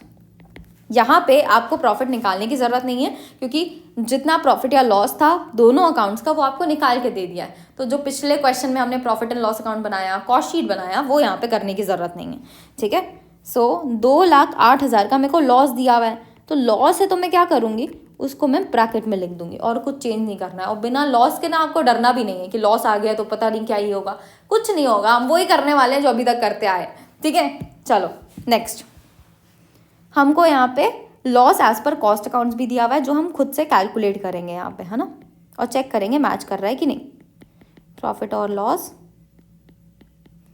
As per cost accounts, यहाँ पे हमको कुछ एडिशंस करने होंगे, कुछ चीज़ें हम यहाँ से लेस करेंगे।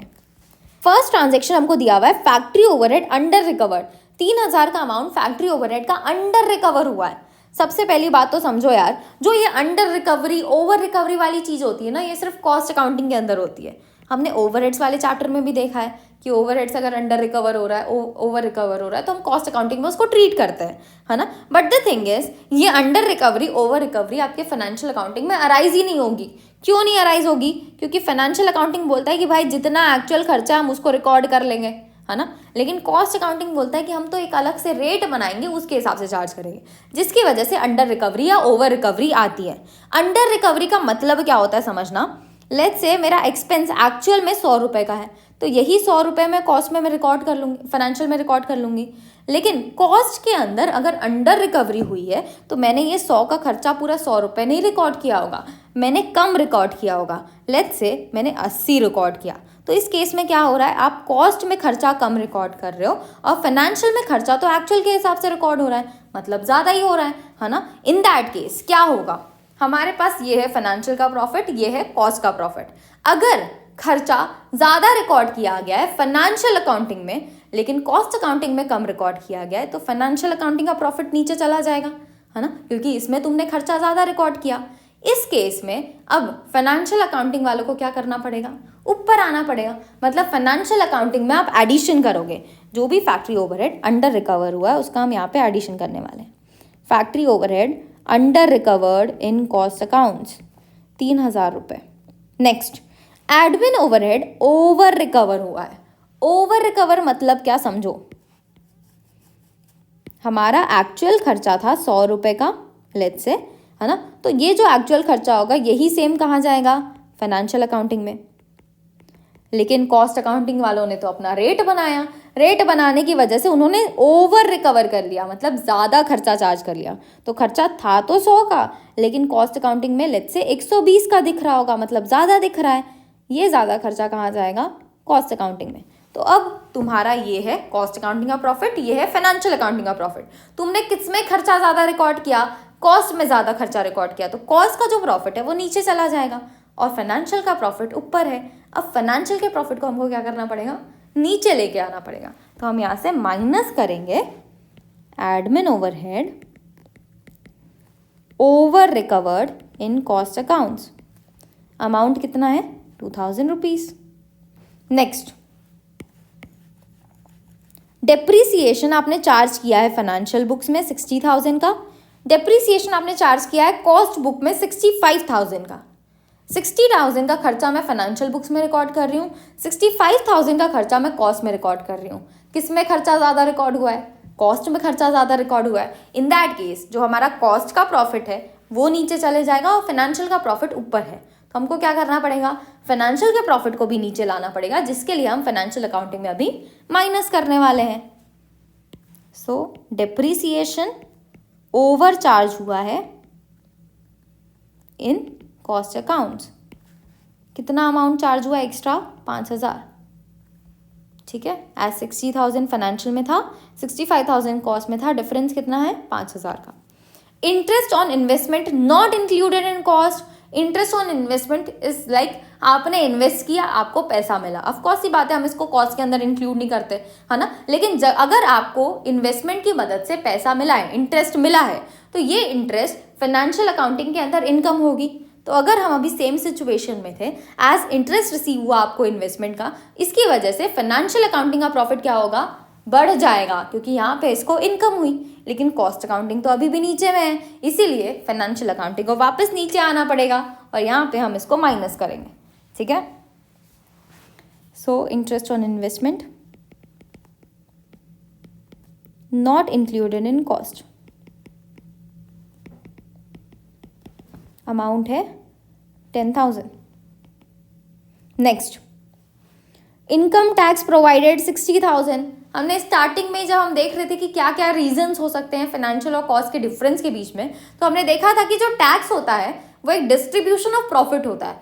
कौन करता है? कौन टैक्स पे करता है? फाइनेंशियल अकाउंटिंग वाले पे करते हैं, कॉस्ट अकाउंटिंग वाले नहीं पे करते। कॉस्ट अकाउंटिंग वाले अपने रिकॉर्ड्स में टैक्स नहीं रिकॉर्ड करते। इन दैट केस क्या हो रहा है? फाइनेंशियल अकाउंटिंग वालों ने टैक्स पे किया, जिसकी वजह से फाइनेंशियल अकाउंटिंग का प्रॉफिट नीचे चला गया, लेकिन कॉस्ट अकाउंटिंग का प्रॉफिट तो ऊपर ही है। इसीलिए फाइनेंशियल अकाउंटिंग को क्या करना पड़ेगा? ऊपर आना पड़ेगा। क्यों फाइनेंशियल अकाउंटिंग को इतनी मेहनत करनी पड़ रही है? हर बार फाइनेंशियल अकाउंटिंग को ही क्यों ऊपर या नीचे होना पड़ता है? क्यों मूव करना पड़ता है? द रीजन इज आप फाइनेंशियल अकाउंटिंग के प्रॉफिट से ही स्टार्ट करते हो। ठीक है, तो फाइनेंशियल अकाउंटिंग ऊपर आ रहा है, मतलब आप यहाँ पे एडिशन करोगे income tax provided in financial accounts. कितना अमाउंट है? 60,000। Next, transfer fees in financial book. हमने पहले ही देख लिया था स्टार्टिंग में, जब हम डिफरेंट पढ़ रहे थे कि क्या क्या रीजंस है। हमने देखा कि जो ट्रांसफर चार्जेस होते हैं वो एक टाइप का एक्सपेंस है। ट्रांसफर फी क्या है? एक टाइप का इनकम है। किस टाइप का इनकम है? प्योरली फाइनेंशियल इनकम है ना। अगर प्योरली फाइनेंशियल इनकम है तो इस इनकम की वजह से सिर्फ फाइनेंशियल अकाउंटिंग मूव हुआ होगा और ये ऊपर चला गया होगा, है ना। तो फाइनेंशियल अकाउंटिंग में 1,000 का ज़्यादा प्रॉफिट दिख रहा है, लेकिन कॉस्ट अकाउंटिंग तो नीचे है, तो फाइनेंशियल अकाउंटिंग को वापस नीचे आना पड़ेगा और यहाँ पे हम माइनस करेंगे transfer fee recorded only in financial books. Amount कितना है? 1,000। नेक्स्ट, स्टोर्स एडजस्टमेंट दिया हुआ है, क्रेडिट इन फाइनेंशियल बुक्स 1,000 रुपये। क्या हो रहा है समझो, स्टोर्स का एडजस्टमेंट किया गया, किस में किया गया? फाइनेंशियल बुक्स में। फाइनेंशियल बुक्स में स्टोर्स का एडजस्टमेंट हुआ, जिसके कारण फाइनेंशियल बुक्स में, मतलब जो फाइनेंशियल का प्रॉफिट एंड लॉस अकाउंट होता है, जिसमें हम यहाँ पे एक्सपेंसेस रिकॉर्ड करते हैं, यहाँ पे इनकम रिकॉर्ड करते हैं। ये वाला साइड क्या होता है? डेबिट साइड होता है, और ये वाला साइड क्या होता है? क्रेडिट साइड होता है। तो क्या बोला जा रहा है? स्टोर का एडजस्टमेंट के कारण हमने क्रेडिट किया इन फाइनेंशियल बुक्स, मतलब इनकम साइड में हमने स्टोर्स एडजस्टमेंट रिकॉर्ड किया। कितना? 1,000। तो ये स्टोर एडजस्टमेंट की वजह से फाइनेंशियल अकाउंटिंग का प्रॉफिट बढ़ा कि घटा? बढ़ा ऑफ कोर्स, क्योंकि आपने इनकम साइड में इसको रिकॉर्ड किया है ना। सो फाइनेंशियल अकाउंटिंग का प्रॉफिट बढ़ गया है, लेकिन कॉस्ट का तो नीचे ही है, इसीलिए फाइनेंशियल अकाउंटिंग को वापस नीचे आना पड़ेगा। मतलब यहाँ पे हम माइनस करने वाले हैं stores adjustment, stores adjustment credit in financial accounts, amount है 1000। Next, directors fee charge in financial accounts only. Director को फीस दी जा रही है, मतलब खर्चा किया जा रहा है, और ये किस में चार्ज किया गया है? फाइनेंशियल अकाउंट्स में। तो ये मेरा फाइनेंशियल अकाउंटिंग है, ये मेरा कॉस्ट अकाउंटिंग है। खर्चा मैंने फाइनेंशियल अकाउंटिंग में चार्ज किया, तो फाइनेंशियल अकाउंटिंग नीचे चला जाएगा। ठीक है, मेरे हाथ में मच्छर बैठा हुआ है, पता है आपको? ठीक, तो फाइनेंशियल अकाउंटिंग का जो खर्चा है वो नीचे आ गया है, मतलब फाइनेंशियल अकाउंटिंग का जो प्रॉफिट है वो नीचे आ गया है, लेकिन कॉस्ट अकाउंटिंग तो अभी भी ऊपर है। इन दैट केस फाइनेंशियल अकाउंटिंग को वापस ऊपर जाना पड़ेगा। तो हम यहाँ पे एडिशन करने वाले हैं directors fee charge in financial accounts only, amount है 650। साथ साथ हमको यहाँ पे एक और एंट्री दी हुई है जिसके लिए अमाउंट नहीं दिया हुआ है, मतलब ये मतलब थोड़ा सा मिस्टेक हो गया है। ठीक है, तो एक और एंट्री ऐड हो गई, तो हम उसको पढ़ लेते हैं कि इसका अगर इसमें अमाउंट होता तो उसका क्या ट्रीटमेंट होता। Provision for debt charge in financial accounts only. Bad debt हमने चार्ज किया है किसमें? फाइनेंशियल अकाउंटिंग में। बेड डेट क्या है? एक टाइप का खर्चा है, जिसकी वजह से मेरा फाइनेंशियल अकाउंटिंग का इनकम क्या हो गया, प्रॉफिट क्या हो गया होगा? कम हो गया होगा, है ना। तो कॉस्ट अकाउंटिंग का तो ऊपर है, तो हमको क्या करना पड़ता? एडिशन करना पड़ता। अगर ये बेड डेट का अमाउंट दिया होता तो हम एडिशन करते हैं। नेक्स्ट देखो, overhead in the cost accounts were estimated at 8500। Overheads एक टाइप का खर्चा है जो कॉस्ट अकाउंट्स में 8500 का आ रहा है। The charges shown by the financial books. Financial books ने कितना शो किया? 8320। किसने कम शो किया है? फाइनेंशियल बुक्स ने कम शो किया है। किसने ज़्यादा शो किया है? कॉस्ट अकाउंटिंग वालों ने ज़्यादा शो किया है। एक खर्चा है जो कॉस्ट अकाउंटिंग में ज़्यादा शो हुआ है। कितना ज़्यादा शो हुआ है? 8500 minus 8320, that is equal to 180 rupees हमने एक्स्ट्रा शो किया है किसमें? कॉस्ट अकाउंटिंग में। तो अगर एक खर्चा कॉस्ट अकाउंटिंग में ज़्यादा चार्ज हुआ है तो कॉस्ट अकाउंटिंग का प्रॉफिट क्या हो गया होगा? कम हो गया होगा। अब फाइनेंशियल अकाउंटिंग को क्या करना पड़ेगा? माइनस करना पड़ेगा। So overhead over recovered in cost accounts. कितना ओवर रिकवरी हुआ है? 180। तो हमने सारे के सारे ट्रांजेक्शन्स रिकॉर्ड कर दिए। अब टोटल करते हैं। यहाँ पे हमारे पास 3000 plus 60,000 plus 5000 650 plus 650 that is equal to 63,650। Minus में हमारे पास अमाउंट है 2000 plus 5000 plus 10,000 plus 1000 plus 1000 plus 180 that is equal to 19,180। ये माइनस में है ना।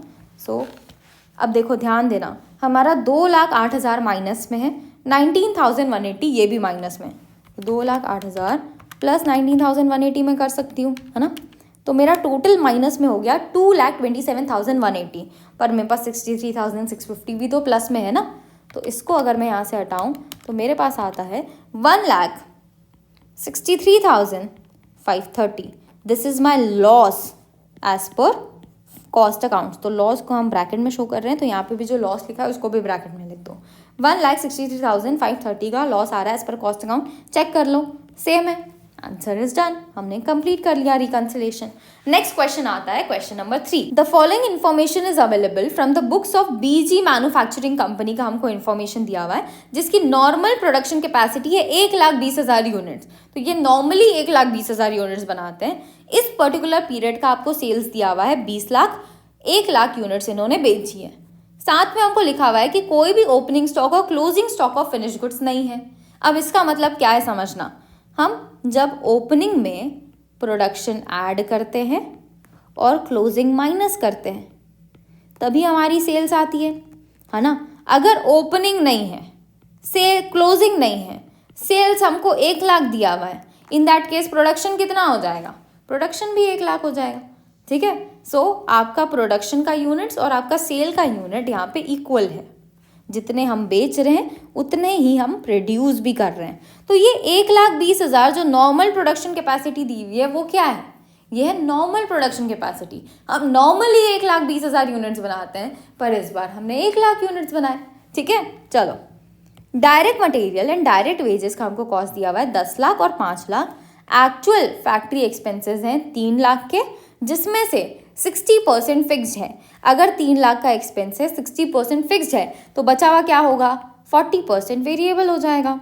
Actual admin expenses related with production activity आपको दिया हुआ है 90,000 विच इज कम्प्लीटली फिक्स्ड, तो पूरा का पूरा 90,000 यहाँ पे फिक्स्ड है। सेलिंग एंड डिस्ट्रीब्यूशन एक्सपेंस आपको दिया हुआ है 60,000 जिसका 40% फिक्स है, तो बचा हुआ 60% क्या होगा, वेरिएबल। इंटरेस्ट एंड डिविडेंड हमको रिसीव हुआ है 30,000 का। आपको बोला जा रहा है प्रॉफिट निकालो एज पर फाइनेंशियल बुक्स, तो हमको यहाँ पे प्रॉफिट एंड लॉस अकाउंट बनाना पड़ेगा। दूसरा, हमको प्रॉफिट निकालना है एज पर कॉस्ट अकाउंट्स, ठीक है। तो कॉस्ट अकाउंटिंग का प्रॉफिट निकालने के लिए हम क्या करेंगे, कॉस्ट शीट बनाएंगे। आगे इन्फॉर्मेशन क्या बोल रही है देखो, आपको प्रॉफिट निकालना है as per cost accounts, assuming that indirect expenses are absorbed on the basis of normal production capacity. मैं नॉर्मल प्रोडक्शन कैपेसिटी के हिसाब से इनडायरेक्ट एक्सपेंसेस को एब्जॉर्ब कराने वाली हूँ। अब ये क्या है, ये हमने ओवरहेड्स के चैप्टर में पढ़ा था, है ना। ओवरहेड्स वाले चैप्टर में हमने क्या देखा कि अगर हमको बोला जा रहा है कि नॉर्मल प्रोडक्शन के हिसाब से एब्जॉर्प्शन कराना है, तो पहली बात ये बताओ कि नॉर्मल प्रोडक्शन के हिसाब से एब्जॉर्प्शन किसका होता है। क्या किसी भी टाइप के ओवरहेड को हम नॉर्मल प्रोडक्शन के हिसाब से एब्जॉर्ब करा देते हैं क्या?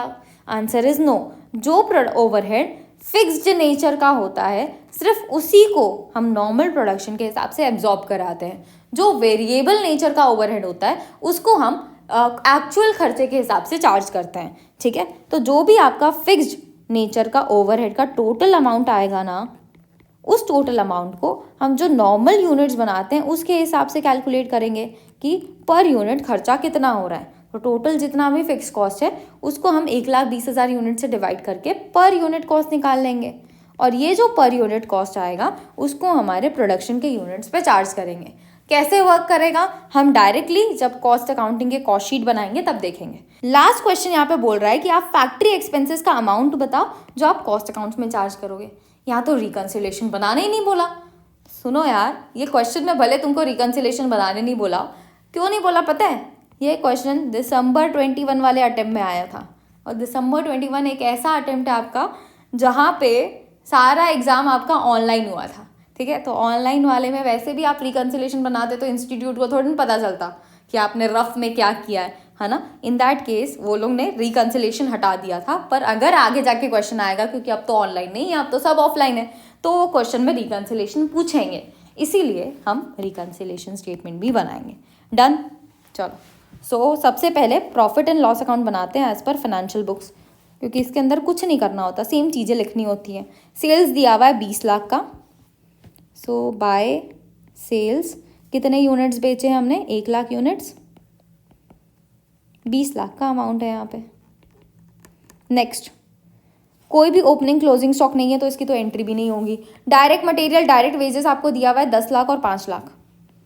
2 direct material 2 direct wages 10 lakh 5 lakh. Next, factory expenses दिए हुए हैं 3 लाख के, तो हमको तो एक्चुअल वाले से ही मतलब होता है ना फाइनेंशियल अकाउंटिंग में, तो हमको कोई फिक्स्ड है कौन सा वेरिएबल है उससे कोई मतलब नहीं है, हमको सिर्फ एक्चुअल यहाँ पे लिखना है।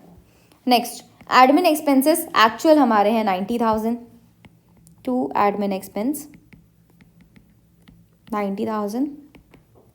Next, actual selling and distribution है 60,000, to selling and distribution 60,000। Interest and dividend आपने रिसीव किया है, फाइनेंशियल अकाउंटिंग से रिलेटेड इनकम है, तो by interest and dividend received amount is 30,000। Done, हमने सारी की सारी चीज़ें रिकॉर्ड कर दी। अब हम प्रॉफिट कैलकुलेट कर लेते हैं। 20 lakh plus 30,000 that is equal to 20 lakh 30,000 minus 10 lakh minus 5 lakh minus 3 lakh minus 90,000 minus 60,000 that is equal to 80,000 का यहाँ पे प्रॉफिट आ रहा है। अब हम कॉस्ट शीट बनाएंगे। कॉस्ट शीट के अंदर सबसे पहले आता है आपका direct material and direct wages, जिससे हमारा बनता है प्राइम कॉस्ट।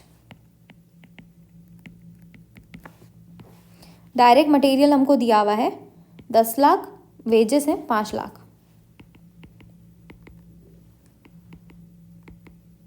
ये हो गया 15 लाख। नेक्स्ट, फैक्ट्री एक्सपेंसेस हमारे 3 लाख के हैं, जिसमें से 60% फिक्स्ड है और बचा 40% क्या है, वेरिएबल।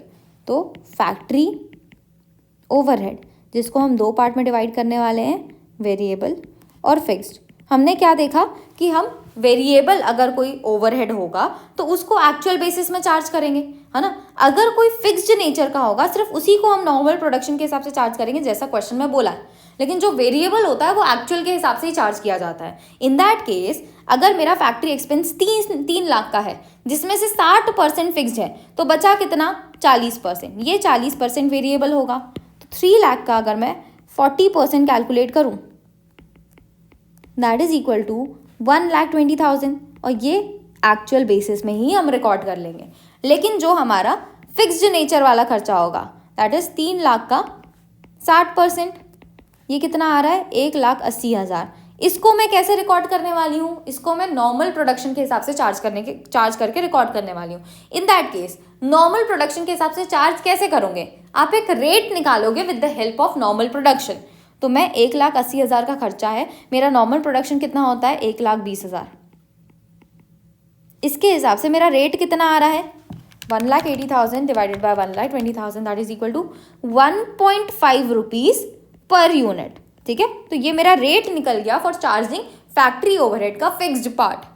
अब ये जो 1.5 पर यूनिट है वो किसके ऊपर चार्ज करोगे, जितने यूनिट्स तुमने इस बार बनाए हैं। इस बार तुमने कितने यूनिट्स प्रोड्यूस किए हैं, 1 लाख। तो ये 1 लाख यूनिट्स पे आप 1.5 पर यूनिट चार्ज करोगे, तो ये खर्चा कितना हो जा रहा है, 1,50,000। ठीक है, ये यहाँ पे रिकॉर्ड होगा और टोटल हमारे पास आ रहा है 2,70,000। अब आ जाएगा factory cost, 15 lakh plus 2,70,000 is 17,70,000। Next, admin का खर्चा है हमारे पास, कोई ओपनिंग क्लोजिंग स्टॉक नहीं है तो उसका टेंशन नहीं लेना है हमको, हम डायरेक्ट एडमिन में जा रहे हैं। अब एडमिन ओवरहेड, इसके लिए बोला गया कि भाई ये तो पूरा ही फिक्स्ड है, तो फिक्स्ड है कितना, एक्चुअल बेसिस में 90,000 फिक्स्ड है। इसके हिसाब से हम रेट कैलकुलेट करेंगे 1,20,000 से डिवाइड करके, क्योंकि नॉर्मल प्रोडक्शन हमारा 1,20,000 होता है। और आपका चाहे फैक्ट्री का हो चाहे एडमिन का हो, ये दोनों प्रोडक्शन के यूनिट्स के हिसाब से ही रेट कैलकुलेशन होता है इनका, है ना। So 90,000 divided by 1,20,000, that is equal to 0.75 per unit यहाँ पे रेट है। हम कितने यूनिट्स प्रोड्यूस कर रहे हैं, 1 लाख यूनिट्स प्रोड्यूस कर रहे हैं, multiplied by 0.75, that is equal to 75,000 rupees आप यहाँ पे चार्ज करोगे। डन। एडमिन ओवरहेड के बाद हमारे पास आ जाता है कॉस्ट ऑफ प्रोडक्शन। एज यहाँ पे कोई भी ओपनिंग क्लोजिंग स्टॉक नहीं है, तो यही मेरा कॉस्ट ऑफ गुड्स सोल्ड बनेगा। नेक्स्ट है selling and distribution expenses.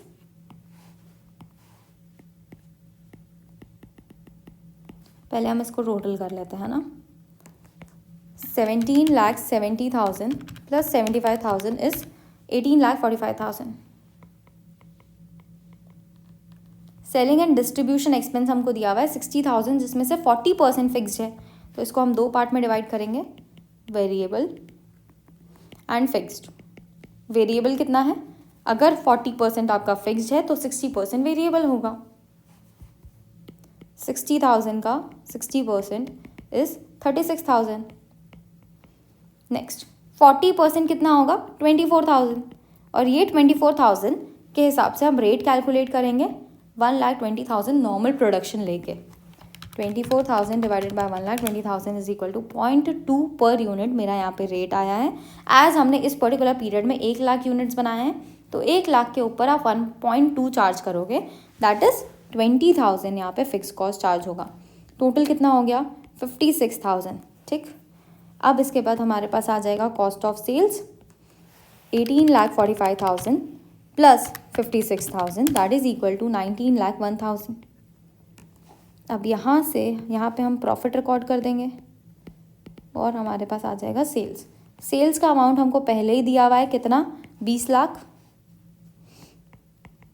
20 lakh आपकी सेल्स है, कॉस्ट ऑफ सेल्स 19,01,000 है, तो हमारा प्रॉफिट कितना हुआ, प्रॉफिट है हमारे पास 99,000। डन। तो हमने यहाँ पे प्रॉफिट कैलकुलेट कर लिया एज पर कॉस्ट अकाउंट और साथ साथ फाइनेंशियल अकाउंटिंग का भी प्रॉफिट निकाल लिया। दोनों के बीच में डिफरेंस है, यहाँ पे 80,000 दिख रहा है, यहाँ पे 99,000 दिख रहा है। तो हमको क्या ज़रूरत है, हमको रिकन्सिलेशन स्टेटमेंट बनाने की ज़रूरत है, जिसको हम स्टार्ट कैसे करेंगे, profit as per financial account से स्टार्ट करेंगे। अमाउंट कितना है profit as per financial accounting का, 80,000। अब डिफरेंसेस देखेंगे, उनके हिसाब से उनको ऐड करेंगे।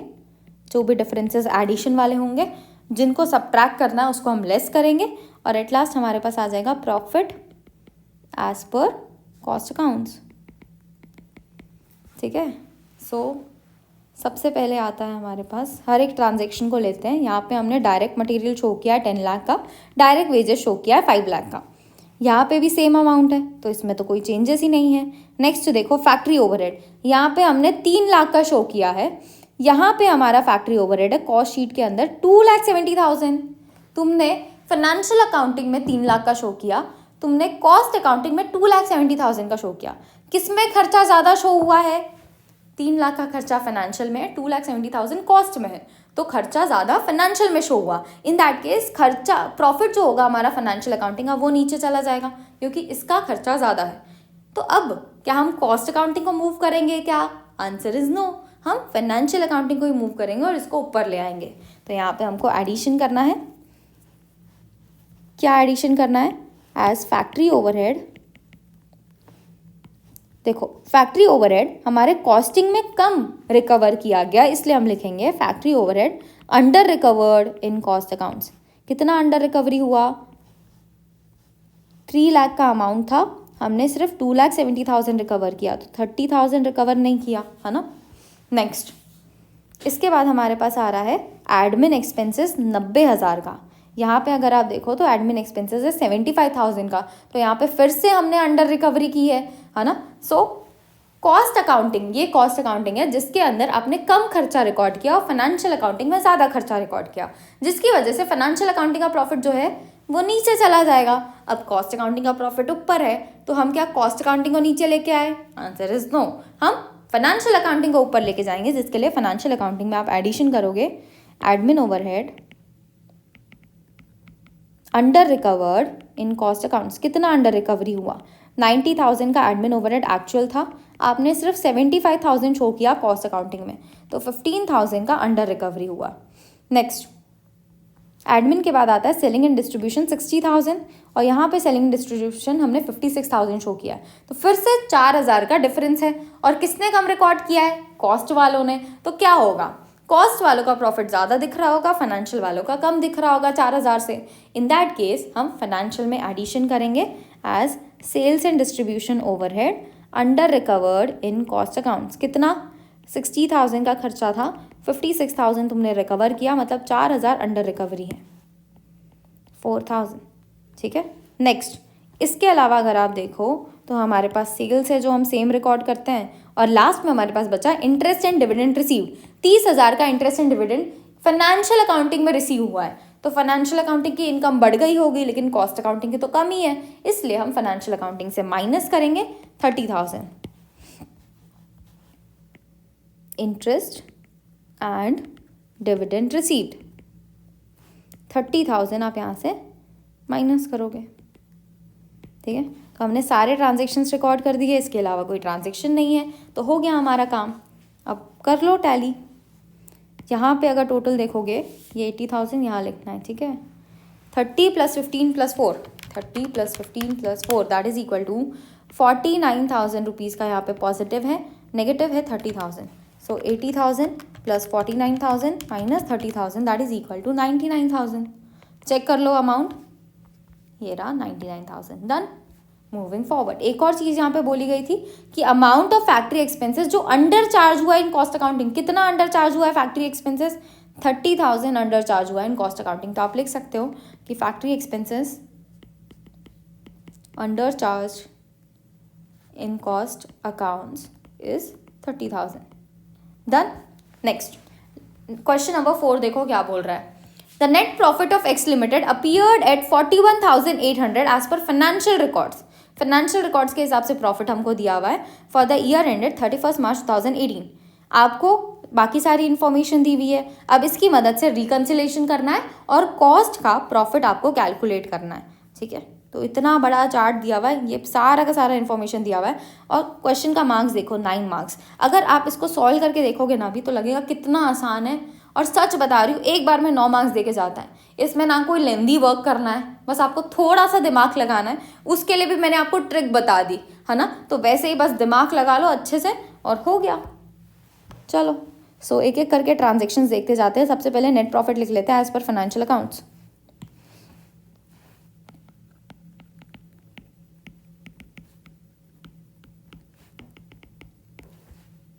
$41,800। फिर हम कुछ एडिशंस करेंगे, कुछ चीज़ें यहाँ से हम माइनस करेंगे और हमारे पास आ जाएगा profit as per cost accounts. और इस बार देखो, हर बार ना क्वेश्चन में आपको दे दिया था कि कॉस्ट अकाउंट्स का प्रॉफिट कितना है, या फिर आपको पूरा profit and loss account, cost sheet ये सब बनाना पड़ता और उसके बाद निकालना पड़ता। बट द थिंग इज यहाँ पे आपको कॉस्ट शीट का कोई भी प्रॉफिट नहीं दिया हुआ है, आपको खुद से कैलकुलेट करना है। और जब ऐसी सिचुएशन अराइज होती है ना तो उस केस में गड़बड़ ज़्यादा हो जाती है, क्योंकि अब मेरे पास चेक करने के लिए कोई प्रॉफिट ही नहीं है कि कॉस्ट अकाउंटिंग का प्रॉफिट मेरा वाला और क्वेश्चन वाला मैच कर रहा है कि नहीं। तो इसलिए बहुत ज़्यादा ध्यान से उस टाइम पे क्वेश्चन सॉल्व करना है आपको, ठीक है। चलो सबसे पहले है हमारे पास factory overhead under recovered in cost. Cost में अंडर रिकवरी हुआ है, मतलब क्या हुआ होगा, खर्चा कम रिकॉर्ड किया गया, खर्चा कॉस्ट में कम रिकॉर्ड हुआ तो फाइनेंशियल अकाउंटिंग में ज़्यादा रिकॉर्ड हुआ। इन दैट केस फाइनेंशियल अकाउंटिंग में खर्चा ज़्यादा रिकॉर्ड हुआ तो फाइनेंशियल अकाउंटिंग नीचे दिख रहा होगा। अब मेरे को उसको कॉस्ट अकाउंटिंग के बराबर लाना है तो एडिशन करना पड़ेगा। आप वर्क ओवरहेड को ऐड करोगे। मैं ना देखो ये क्वेश्चन यही सॉल्व कर रही हूँ है ना, 41,800 में लिख रही हूँ और सारी चीज़ें यहीं पे सॉल्व कर रही हूँ, मेरे को लिखना नहीं पड़ेगा। बट द थिंग इज आपको लिखना है ना, आप यहाँ पे पूरा टेबल बनाओगे, जो ऐड वाली चीज़ें होंगी उनको ऐड में लिखोगे, जो लेस वाली चीज़ें होंगी उनको लेस में लिखोगे। मैं चीज़ें समझाती हूँ अभी, ठीक। तो हमने वर्क्स ओवरहेड अंडर रिकवर्ड को ऐड कर दिया, एडमिन ओवरहेड ओवर रिकवर हुआ है, मतलब मैंने कॉस्ट में खर्चा ज़्यादा रिकॉर्ड किया। तो ये है फाइनेंशियल अकाउंटिंग, ये है कॉस्ट अकाउंटिंग। कॉस्ट अकाउंटिंग में खर्चा ज़्यादा रिकॉर्ड किया ना तो कॉस्ट नीचे चला जाएगा। फाइनेंशियल अकाउंटिंग अभी भी ऊपर है, फाइनेंशियल अकाउंटिंग को क्या करना पड़ेगा, नीचे लेके आना पड़ेगा, क्योंकि हमको फाइनेंशियल को कॉस्ट के हिसाब से मैच करना पड़ता है। तो हम यहाँ से खर्चे माइनस करेंगे। डेप्रिसिएशन चार्ज किया गया फाइनेंशियल अकाउंटिंग में 5,600 का, डेप्रिसिएशन चार्ज किया गया कॉस्ट अकाउंटिंग में 6,250 का। कितना डिफरेंस है, 650 का डिफरेंस है। किसने खर्चा ज़्यादा शो किया डेप्रिसिएशन का, कॉस्ट वालों ने खर्चा ज़्यादा शो किया। तो क्या हुआ होगा, कॉस्ट का प्रॉफिट कम दिख रहा होगा क्योंकि इसमें खर्चा ज़्यादा डाला है। तो अब क्या करना पड़ेगा, फाइनेंशियल अकाउंटिंग का प्रॉफिट भी नीचे लाना पड़ेगा। तो इन दोनों के लिए आप यहाँ पे माइनस करोगे, कितना अमाउंट, 650 माइनस करोगे। Interest on investment not included in cost, 3,000 का हमारे पास इंटरेस्ट ऑन इन्वेस्टमेंट है। Interest on investment is like income, जो हम कॉस्ट अकाउंटिंग में वैसे भी नहीं इंक्लूड करते हैं। कहाँ इंक्लूड करते हैं, फाइनेंशियल अकाउंटिंग में। तो फाइनेंशियल अकाउंटिंग का प्रॉफिट मेरे को ज़्यादा दिख रहा है, कॉस्ट अकाउंटिंग में ये इनकम मैंने इंक्लूड नहीं की तो इसका कम दिख रहा है।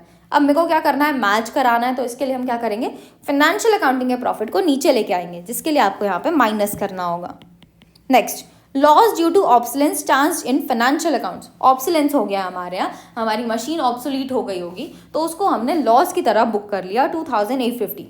लॉस बुक किया किसमें, फाइनेंशियल अकाउंटिंग में। तो फाइनेंशियल अकाउंटिंग का प्रॉफिट कम हुआ होगा तो फाइनेंशियल अकाउंटिंग नीचे चला गया, कॉस्ट तो ऊपर ही है।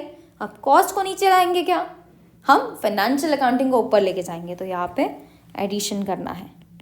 Next, income tax reserve made in financial accounts. हमने फाइनेंशियल अकाउंट्स में इनकम टैक्स का रिजर्व बनाया, एक टाइप का खर्चा है income tax.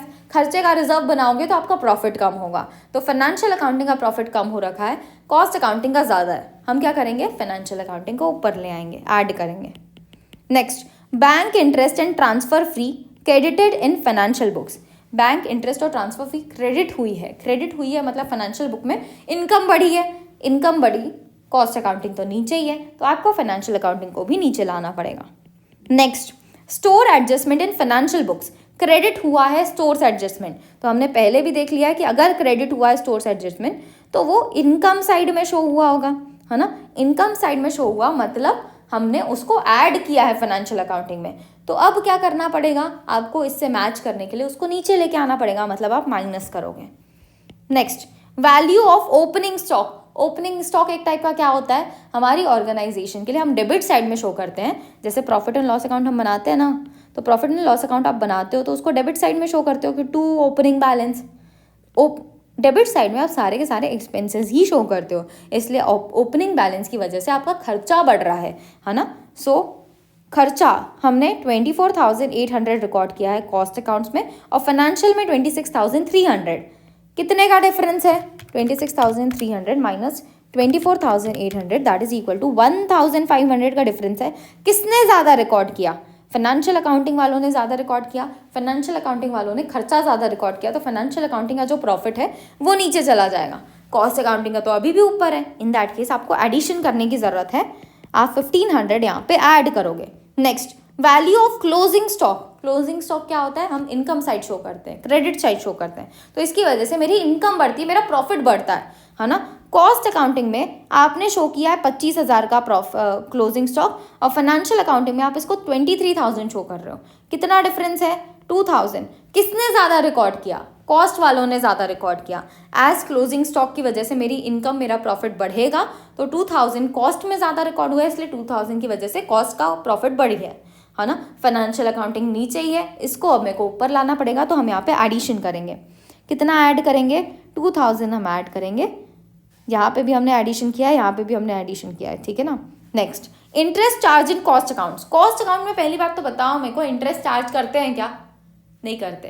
But the thing is, आपका क्वेश्चन बोल रहा है स्पेसिफिकली कि इंटरेस्ट हमने कॉस्ट अकाउंट्स में चार्ज किया है, भले गलत किया हो हमको कोई फर्क नहीं पड़ता। रिकंसिलेशन में हम ये नहीं चेक करने जा रहे कि कौन सही है कौन गलत है, हमको नहीं फर्क पड़ता, जो इन्फॉर्मेशन दी हुई है उसके हिसाब से रिकंसाइल करना है बस, है ना। इन दैट केस इंटरेस्ट अगर तुम कॉस्ट अकाउंट्स में चार्ज कर रहे हो तो कॉस्ट अकाउंट्स का जो प्रॉफिट है वो कम हो गया होगा, है ना। अब फाइनेंशियल अकाउंटिंग ऊपर दिख रहा है लेकिन कॉस्ट अकाउंटिंग नीचे चला गया है, तो फाइनेंशियल अकाउंटिंग को भी नीचे लाने के लिए हम यहाँ से माइनस करेंगे। इंटरेस्ट चार्ज एक टाइप का फाइनेंस कॉस्ट होता है। अगर यहाँ पे नहीं लिखा होता ना कि interest charge in cost accounts, तो हम इसको यही मानते कि इंटरेस्ट आपका फाइनेंशियल अकाउंटिंग में चार्ज हुआ है, क्योंकि वो उसी के नेचर का है, वो फाइनेंस नेचर का ही होता है। पर यहाँ पे आज स्पेसिफिकली लिखा है कि कॉस्ट अकाउंटिंग में आपने इंटरेस्ट चार्ज किया, जो एक्चुअल में पॉसिबल नहीं है, क्योंकि इंटरेस्ट कॉस्ट अकाउंटिंग में चार्ज नहीं होना चाहिए। But the thing is, question ने बोल दिया ना कि इंटरेस्ट कॉस्ट अकाउंटिंग में चार्ज हुआ है, आप यही मान के चलोगे कि कॉस्ट अकाउंटिंग में ही चार्ज किया गया है, और उसी के हिसाब से यहाँ पे एडजस्टमेंट करोगे जैसा हमने किया। Next, imputed rent charge in cost accounting. Imputed rent तो चार्ज होता है ना कॉस्ट अकाउंटिंग में, इम्प्यूटेड मतलब होता है नोशनल। नोशनल खर्चा एक टाइप का हमने कॉस्ट अकाउंटिंग में शो किया, खर्चा शो तो किया ना, तो कॉस्ट अकाउंटिंग का प्रॉफिट क्या हुआ होगा, कम हुआ होगा, क्योंकि यहाँ पे खर्चा हमने एक इम्प्यूटेड वाला शो किया जो फाइनेंशियल अकाउंटिंग से रिलेटेड तो नहीं है। इन दैट केस अब फाइनेंशियल अकाउंटिंग को क्या करना पड़ेगा, नीचे आना पड़ेगा, क्योंकि कॉस्ट नीचे बैठा हुआ है, ठीक है। सो यहाँ पे हम माइनस करेंगे। गुडविल रिटर्न ऑफ, कुछ लिखा है क्या, नहीं लिखा है। गुडविल हम कहाँ राइट ऑफ करते हैं, क्या मैं कॉस्ट शीट के अंदर आज तक गुडविल राइट ऑफ की हूँ क्या, नहीं। इन दैट केस कॉस्ट वालों को कोई मतलब नहीं है गुडविल रिटर्न ऑफ से, फाइनेंशियल वालों को मतलब है। फाइनेंशियल वालों ने क्या किया होगा, गुडविल राइट ऑफ किया, उसकी वजह से क्या हुआ होगा, हमारा इनकम कम हो गया होगा, हमारा प्रॉफिट कम हो गया होगा। तो अब क्या करना है हमको, कॉस्ट से मैच कराने के लिए इसको ऊपर लेके आना है, तो हम यहाँ पे ऐड करेंगे। Next, loss on sale of furniture. Furniture बेचा गया, उससे लॉस हुआ। फर्नीचर क्या है, एक टाइप का एसेट है, एसेट बेचने से लॉस हुआ, कौन रिकॉर्ड करता है, स्टार्टिंग में ही देखा था हमने, फाइनेंशियल अकाउंटिंग वाले रिकॉर्ड करते हैं, है ना। सो लॉस हुआ फाइनेंशियल अकाउंटिंग वालों को, तो फाइनेंशियल अकाउंटिंग का प्रॉफिट नीचे चला गया होगा, कॉस्ट का अभी भी ऊपर है, तो अब फाइनेंशियल अकाउंटिंग को हमको ऊपर लेके आना पड़ेगा, तो हम यहाँ पे एडिशन करेंगे। Next, selling and distribution expenses not charge in cost accounts. तो एक टाइप का सेलिंग एंड डिस्ट्रीब्यूशन हमने किया जो कॉस्ट अकाउंटिंग में चार्ज नहीं किया, सिर्फ और सिर्फ फाइनेंशियल अकाउंटिंग में चार्ज किया, तो इससे क्या हुआ होगा, सेलिंग एंड डिस्ट्रीब्यूशन सिर्फ और सिर्फ फाइनेंशियल अकाउंटिंग में चार्ज किया, तो इससे एक्सपेंस है एक टाइप का सेलिंग एंड डिस्ट्रीब्यूशन, तो इससे हमारा सेलिंग एंड जो हमारा फाइनेंशियल अकाउंटिंग का प्रॉफिट है वो कम हो गया होगा, और कॉस्ट अकाउंटिंग का ऊपर ही है, तो हम क्या करेंगे, फाइनेंशियल अकाउंटिंग के प्रॉफिट को ऊपर लेके आएंगे, ऐड करेंगे। Next, donation to prime minister's relief fund. क्या हमारे जो कॉस्ट अकाउंटिंग है उसको कोई फर्क पड़ता है कि तुमने कहाँ डोनेशन दिया है, हमको नहीं फर्क पड़ता, है ना। इन दैट केस डोनेशन दिया तो पैसे तो गए, तो कौन रिकॉर्ड करेगा? फाइनेंशियल अकाउंटिंग रिकॉर्ड करेगा। तो फाइनेंशियल अकाउंटिंग बोलेगा कि भाई साहब मेरे प्रॉफिट तो कम हो गए क्योंकि हमने डोनेशन दे दिया, है ना, लेकिन किसके प्रॉफिट ज़्यादा है? कॉस्ट अकाउंटिंग के अभी भी ज़्यादा है। तो अब क्या करना होगा? फाइनेंशियल अकाउंटिंग वालों को वापस से ऐड करना पड़ेगा। Next, transfer to debenture redemption fund. Debenture redemption fund में आपने ट्रांसफर किया, ये एक टाइप का डिस्ट्रीब्यूशन हो रहा है यहाँ पे प्रॉफिट का, है ना। सो डिबेंचर रिडेम्पशन फंड में ट्रांसफर किया, किसने ट्रांसफर किया होगा? हमारे फाइनेंशियल अकाउंटिंग ने। तो फाइनेंशियल अकाउंटिंग का प्रॉफिट कम हो गया है, लेकिन कॉस्ट का तो अभी भी ऊपर है, तो हमको यहाँ पे एडिशन करना पड़ेगा। Next, transfer to dividend equalisation fund. यहाँ पे फिर से प्रॉफिट का अप्रोप्रिएशन हो रहा है, डिस्ट्रीब्यूशन हो रहा है। कौन करेगा? फाइनेंशियल अकाउंटिंग वाले करेंगे। तो फाइनेंशियल अकाउंटिंग का प्रॉफिट जो है वो कम दिख रहा होगा, किसका ज़्यादा दिख रहा होगा? कॉस्ट अकाउंटिंग का। तो अब क्या होगा? फाइनेंशियल वाले यहाँ पे ऐड करेंगे और इससे हमारा प्रॉफिट मैच हो जाएगा। डन। तो हमने सारी एंट्री को डिस्कस कर लिया। आप टोटल करके देख लेते ताकि आंसर मैच कर जाए, है ना। तो जो भी चीज़ें मैंने माइनस में लिखी है उनको मैं ब्रैकेट में लिख लेती हूँ ताकि मैं कैलकुलेट कर पाऊँ। आप ध्यान रखना कि ये जो क्वेश्चन सॉल्व कर रहे हो, कोई भी टाइप का क्वेश्चन सॉल्व कर रहे हो ना रिकन्सिलेशन के अंदर, तो उसके अंदर ऐसे प्रॉपर ऐड वाली चीज़ें अलग और लेस वाली चीज़ें अलग लिखना, इससे बहुत बेनिफिट मिलता है। सारी कैलकुलेशन में कुछ भी गड़बड़ नहीं होती, है ना। ये ऐड किया, ये ऐड किया, ये लेस किया हमने, ये भी लेस किया, ये ऐड हो रहा है, ये भी ऐड हो रहा है, लेस लेस, बस बाकी सब हम ऐड कर रहे हैं। डन। तो टोटल कर लेते हैं। 41,800 से हमने स्टार्ट किया था, 1,500 हमने ऐड किया, 850 माइनस किया, 650 माइनस किया, नेक्स्ट 3,000 माइनस किया, 2,850 प्लस किया, 20,150 प्लस किया, माइनस किया 370, माइनस 230 प्लस किया 1,500 प्लस किया 2,000 minus 2,000 minus 1,000 plus 5,000 plus 600 plus 10,000 plus 5,100 plus 9,000 plus 20,500, that is equal to 1,11,900। ठीक है। सो हमारा profit as per cost account कितना आएगा? 1,11,900। मैं एक बार आंसर चेक कर लेती हूँ कि हमने सही से चीज़ें की है कि नहीं। ठीक है, सही है। सो इस तरीके से आपको क्वेश्चन को सॉल्व करना है, बस इसमें से ऐड और लेस को अलग अलग लिखना यहाँ पे। ठीक है। नेक्स्ट लास्ट क्वेश्चन हम देख रहे हैं रिलेटेड टू रिकन्सिलेशन। इसके बाद हमारा रिकन्सिलेशन स्टेटमेंट पूरा खत्म हो जाएगा। The following represents the trading and profit and loss account of a manufacturer of a standard fire extinguisher। पहले ही मैं आपको बता देती हूँ कि ये क्वेश्चन ना थोड़ा सा इंपॉर्टेंट है, तो ध्यान से हर एक चीज़ सुनना। ठीक। Trading profit and loss account आपको बनाने की ज़रूरत नहीं है क्योंकि यहाँ पे बना के पहले ही दे दिया हमको, तो मतलब फाइनेंशियल अकाउंटिंग के हिसाब से प्रॉफिट निकाल के हमको दे दिया गया है। क्या क्या चीज़ें हैं? मटेरियल है, प्रोडक्शन वेजेस हैं, फैक्ट्री एक्सपेंसेस हैं, सेल्स है, स्टॉक ऑफ फिनिश गुड्स है, यहाँ पे दिया मतलब क्लोजिंग स्टॉक है, क्लोजिंग स्टॉक ऑफ WIP दिया हुआ है, एडमिन एक्सपेंसेस दिए हैं, ग्रॉस प्रॉफिट कैलकुलेट करके नेट प्रॉफिट हमने यहाँ पे कैलकुलेट कर लिया। ड्यूरिंग द ईयर 1,550 एक्सटिंग्विशर हमने मैन्युफैक्चर किए हैं, 1,500 हमने बेचे हैं। कॉस्ट रिकॉर्ड ने शो किया कि हमारा जो फैक्ट्री ओवरहेड है वो 8.25 के हिसाब से कैलकुलेट किया जाएगा और एडमिन ओवरहेड 9.0625 के हिसाब से। ये दोनों किसके ऊपर चार्ज होते हैं? फैक्ट्री ओवरहेड और एडमिन ओवरहेड दोनों आपके प्रोडक्शन के यूनिट्स के ऊपर चार्ज होते हैं, सेल्स के पे नहीं, है ना। और यहाँ पे पहले भी लिखा हुआ भी है कि आपको सिर्फ प्रोडक्शन के यूनिट्स पे चार्ज करना है। लिखा नहीं होगा तो भी आप फैक्ट्री ओवरहेड और एडमिन ओवरहेड ये दोनों को आप प्रोडक्शन के यूनिट्स पे ही चार्ज करते हो। Next, the cost account showing an estimated total profit of 7031.25 हमारा कॉस्ट अकाउंटिंग का प्रॉफिट शो हो रहा है। आपको यहाँ पे फैक्ट्री ओवरहेड कंट्रोल अकाउंट और एडमिन ओवरहेड कंट्रोल अकाउंट बनाने बोला है इन कॉस्टिंग बुक्स।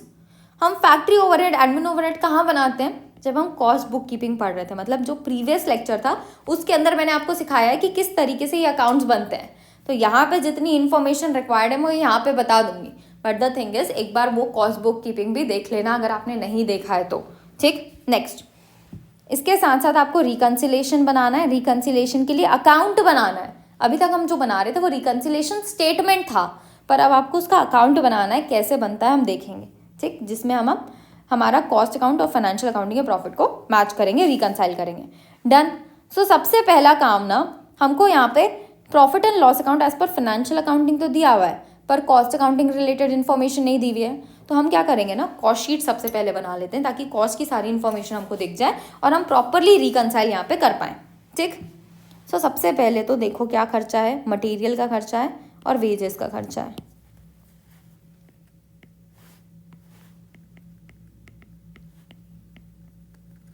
क्या हमको मटेरियल वेजेस के लिए अलग से इन्फॉर्मेशन दी है क्या कॉस्ट की? नहीं दी हुई है। यहाँ पे सिर्फ फैक्ट्री एडमिन का इन्फॉर्मेशन दिया हुआ है अलग से।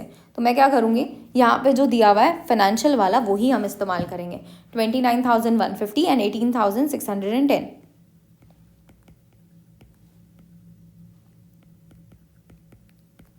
इससे हमारा प्राइम कॉस्ट आ जाएगा, दैट इज 47,760। नेक्स्ट, इसके बाद हमारे पास फैक्ट्री एक्सपेंसेस हैं, जिसके लिए हमको यहाँ पे दिया है कि फैक्ट्री ओवरहेड आपको 8.25 चार्ज करना है जितने भी यूनिट्स आपने प्रोड्यूस किए हैं उसके ऊपर, है ना। तो कितने यूनिट्स प्रोड्यूस किए हैं, 1550। फैक्ट्री ओवरहेड 8.25 के हिसाब से हम चार्ज करेंगे जितने यूनिट्स प्रोड्यूस हुए हैं उसके ऊपर, that is 1550। So 8.25 multiplied by 1550, that is equal to 12787.5। Total कर लो, फैक्ट्री कॉस्ट आ जाएगा आपके पास 47,760 plus 12,787.5, that is equal to 60,547.5 हमारा फैक्ट्री कॉस्ट हो गया। इसके बाद हमारे पास आता है वर्क इन प्रोग्रेस। तो वर्क इन प्रोग्रेस का ओपनिंग स्टॉक होता तो हम ऐड करते, एज क्लोजिंग स्टॉक हमको दिया हुआ है बस, तो हम यहाँ पे उसको माइनस करेंगे। Closing stock of WIP। अब फाइनेंशियल अकाउंटिंग वालों ने WIP के अंदर मटेरियल का डाला है, लेबर डाला है और ओवरहेड्स डाला है। हम यहाँ पे क्या चार्ज करेंगे पता है आपको, हम सिर्फ और सिर्फ मटेरियल और लेबर चार्ज करेंगे। हम वर्क इन प्रोग्रेस पे ओवरहेड चार्ज नहीं करने वाले। रीजन ऐसे ही फॉलो होता है क्या कॉस्ट शीट में? Answer is no. Cost sheet के अंदर आप मटेरियल, लेबर, ओवरहेड तीनों को वर्क इन प्रोग्रेस में डालते हो, लेकिन जब डालोगे ना, जब फैक्ट्री ओवरहेड आपने वर्क इन प्रोग्रेस से रिलेटेड किया होगा। यहाँ पे अगर आप देखो तो फैक्ट्री ओवरहेड हम किसके ऊपर चार्ज कर रहे हैं, सिर्फ वो यूनिट्स जो हमने पूरी तरीके से प्रोड्यूस किए हैं, मतलब जो फिनिश्ड गुड्स हमने बनाए हैं 1550, उसी के ऊपर मैं 8.25 पर यूनिट के हिसाब से फैक्ट्री ओवरहेड चार्ज कर रही हूँ। इन दैट केस हमने वर्क इन प्रोग्रेस पे तो फैक्ट्री ओवरहेड चार्ज ही नहीं किया।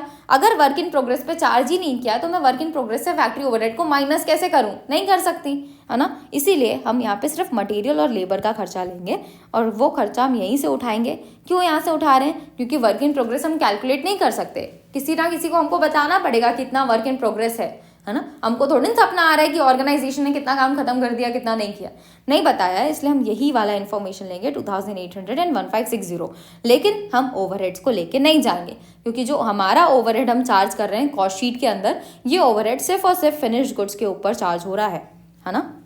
सो 2800 plus 1560, that is equal to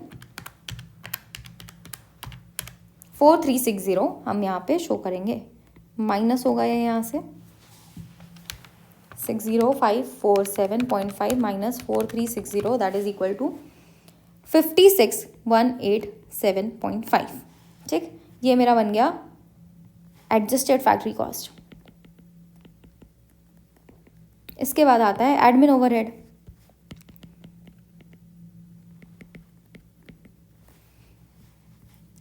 admin overhead हमें यहाँ पे इंफॉर्मेशन दी हुई है ना एडमिन ओवरहेड के लिए कि आपको 9.0625 चार्ज करना है पर आर्टिकल प्रोड्यूस्ड। हमने 1550 यूनिट्स बनाए तो उसके ऊपर हम चार्ज करेंगे, that is equal to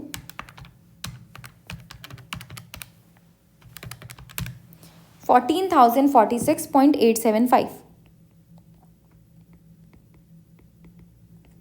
total करो कितना हो गया, 56,187 ना 0.5, दैट इज इक्वल टू ये हो गया हमारे पास 70,234.375। ठीक, नेक्स्ट इसके बाद ये हो गया हमारा cost of production. Cost of production के बाद सेलिंग एंड डिस्ट्रीब्यूशन हमको खर्चा दिया है क्या? नहीं, इससे पहले हम फिनिश गुड्स का एडजस्टमेंट करते हैं ना। तो ओपनिंग फिनिश गुड्स तो हमको नहीं दिया हुआ है, हमको क्लोजिंग फिनिश गुड्स दिया हुआ है, तो ये यहाँ पे से हम माइनस करेंगे closing stock of finish goods. अब फिनिश गुड्स की वैल्यू मेरे को फाइनेंशियल वालों ने दी हुई है कि 1812 उन्होंने चार्ज किया है। क्या मैं सेम अमाउंट यहाँ पे चार्ज कर सकती हूँ क्या कॉस्ट के अंदर? Answer is no. कॉस्ट में तो हमको कैलकुलेट करना पड़ता है, तो यहाँ पे हम कैलकुलेशन करेंगे। कितने यूनिट्स हैं बस ये बता दो। तो हमको पहले दिया है कि 1550 यूनिट्स हम बना रहे हैं, जिसमें से 1500 बिक रही है। तो कितना क्लोजिंग स्टॉक में बचेगा? 1550 तुमने बनाया, 1500 तुमने बेच दिए, बचे कितने? 50। ये तुम्हारे क्लोजिंग स्टॉक में जाएंगे। क्लोजिंग स्टॉक में मेरे पास है 50। जब मैंने खर्चा कितने पे किया है, ये जो प्रोडक्शन का खर्चा है वो 1550 यूनिट्स पे किया गया है ना। मल्टीप्लाइड बाय खर्चा है कितना टोटल? 70234.375। तो 50 divided by 1550 multiplied by 70234.375 that is equal to 2265.625। ठीक, ये मेरा क्लोजिंग स्टॉक की वैल्यू हो गई। ये यहाँ से हम माइनस करेंगे तो हमारे पास वैल्यू आएगी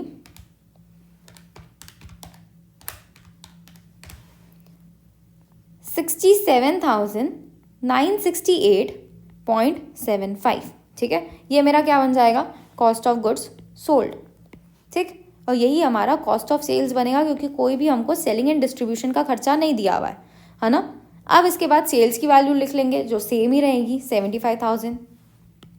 सेल्स 75,000 और इससे हमारे पास प्रॉफिट आ जाएगा 75,000 minus 67,968.75 that is equal to 7031.25 आपका प्रॉफिट आ रहा है। अगर आप देखो तो क्वेश्चन में पहले से हमें प्रॉफिट दिया हुआ था कॉस्ट अकाउंटिंग का 7031.25 है, तो ये मैच भी कर रहा है। मैच करना चाहिए, इट्स इंपॉर्टेंट है ना, क्योंकि क्वेश्चन में ही आपको दिया हुआ है, तो उतना प्रॉफिट अगर मैच नहीं करेगा तो क्या ही कॉस्ट शीट बनाई आपने। नेक्स्ट, मेमोरेंडम रिकंसिलेशन स्टेटमेंट हम बनाएंगे, जिसके अंदर पहले रिकंसिलेशन हम करेंगे। तो यहाँ पे हम एक अकाउंट बना रहे हैं, हम स्टेटमेंट नहीं बना रहे हैं, ध्यान रखना। अकाउंट बना रहे हैं तो सेम अकाउंट का फॉर्मेट आप बनाओगे, पर्टिकुलर्स अमाउंट। यहाँ पे सारी डेबिट वाली चीज़ें, यहाँ पे सारी क्रेडिट वाली चीज़ें हम रिकॉर्ड करेंगे। ठीक है, सबसे पहले हम किससे स्टार्ट करते हैं? हम फाइनेंशियल अकाउंटिंग के प्रॉफिट से स्टार्ट करते हैं। प्रॉफिट क्रेडिट साइड में ही रिकॉर्ड होता है, तो to profit as per financial accounts. कितना प्रॉफिट है फाइनेंशियल अकाउंट्स का? 6877.5। हम इससे स्टार्ट करेंगे। अब एक एक करके खर्चों को कंपेयर करते हैं, है ना। फाइनेंशियल अकाउंटिंग में हमने मटेरियल यूज्ड, प्रोडक्टिव वेजेस लिखा हुआ है 29,150,18610। कॉस्ट अकाउंटिंग में भी हमने सेम ही रिकॉर्ड किया है, तो इसके अंदर कोई चेंजेस ही नहीं है। नेक्स्ट देखो, फैक्ट्री ओवरहेड हमने यहाँ पे रिकॉर्ड किया है फाइनेंशियल अकाउंटिंग में 14,055 का। वही चीज़ हमने कॉस्ट अकाउंटिंग में रिकॉर्ड किया 12,787.5 का। डिफरेंस है, कितना डिफरेंस है कैलकुलेट करो। कॉस्ट फाइनेंशियल अकाउंटिंग में है 14,055 माइनस कॉस्ट अकाउंटिंग में है 12,787.5, तो डिफरेंस है 1267.5 का। किसने ज़्यादा रिकॉर्ड किया खर्चा? किसने ज़्यादा रिकॉर्ड किया है? फाइनेंशियल अकाउंटिंग वालों ने ज़्यादा रिकॉर्ड किया है। तो इससे क्या हुआ होगा? फाइनेंशियल अकाउंटिंग का प्रॉफिट जो है वो कम दिख रहा होगा, कॉस्ट का ज़्यादा दिख रहा होगा। तो अब क्या करेंगे? हम फाइनेंशियल अकाउंटिंग में ऐड करेंगे। ऐड करने के लिए आपको क्या करना पड़ेगा? प्रॉफिट वाले साइड पे लिखना पड़ेगा, है ना। तो क्रेडिट साइड में लिखोगे तो एडिशंस कर रहे हो, डेबिट साइड में लिखोगे तो माइनस कर रहे हो, है ना। So to factory overhead under recover किया गया इन कॉस्ट अकाउंट्स, क्योंकि कॉस्ट अकाउंट में खर्चा कम दिख रहा है और फाइनेंशियल अकाउंटिंग में जो एक्चुअल खर्चा है वो ज़्यादा दिख रहा है। कितना डिफरेंस है? 1267.5 का।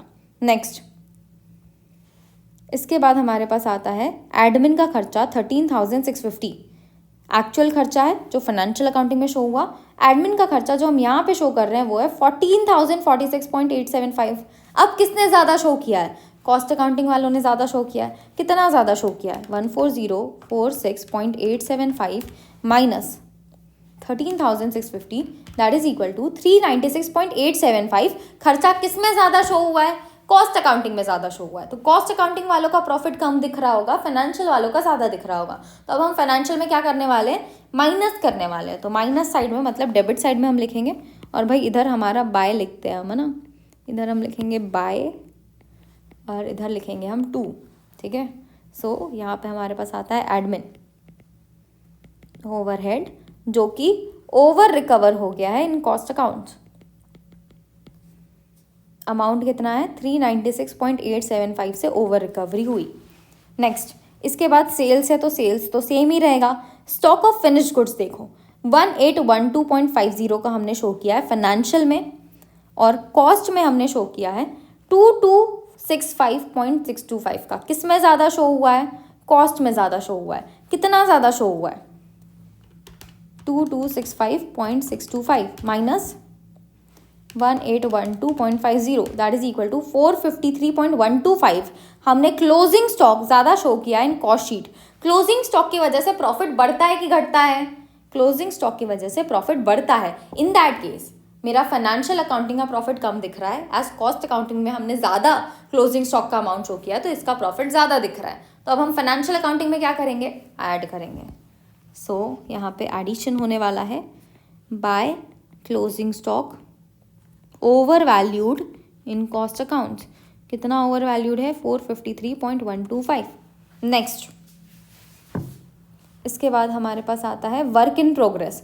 वर्क इन प्रोग्रेस आपके फाइनेंशियल में कितना दिख रहा था, 2800 plus 1560 plus 1170 that is equal to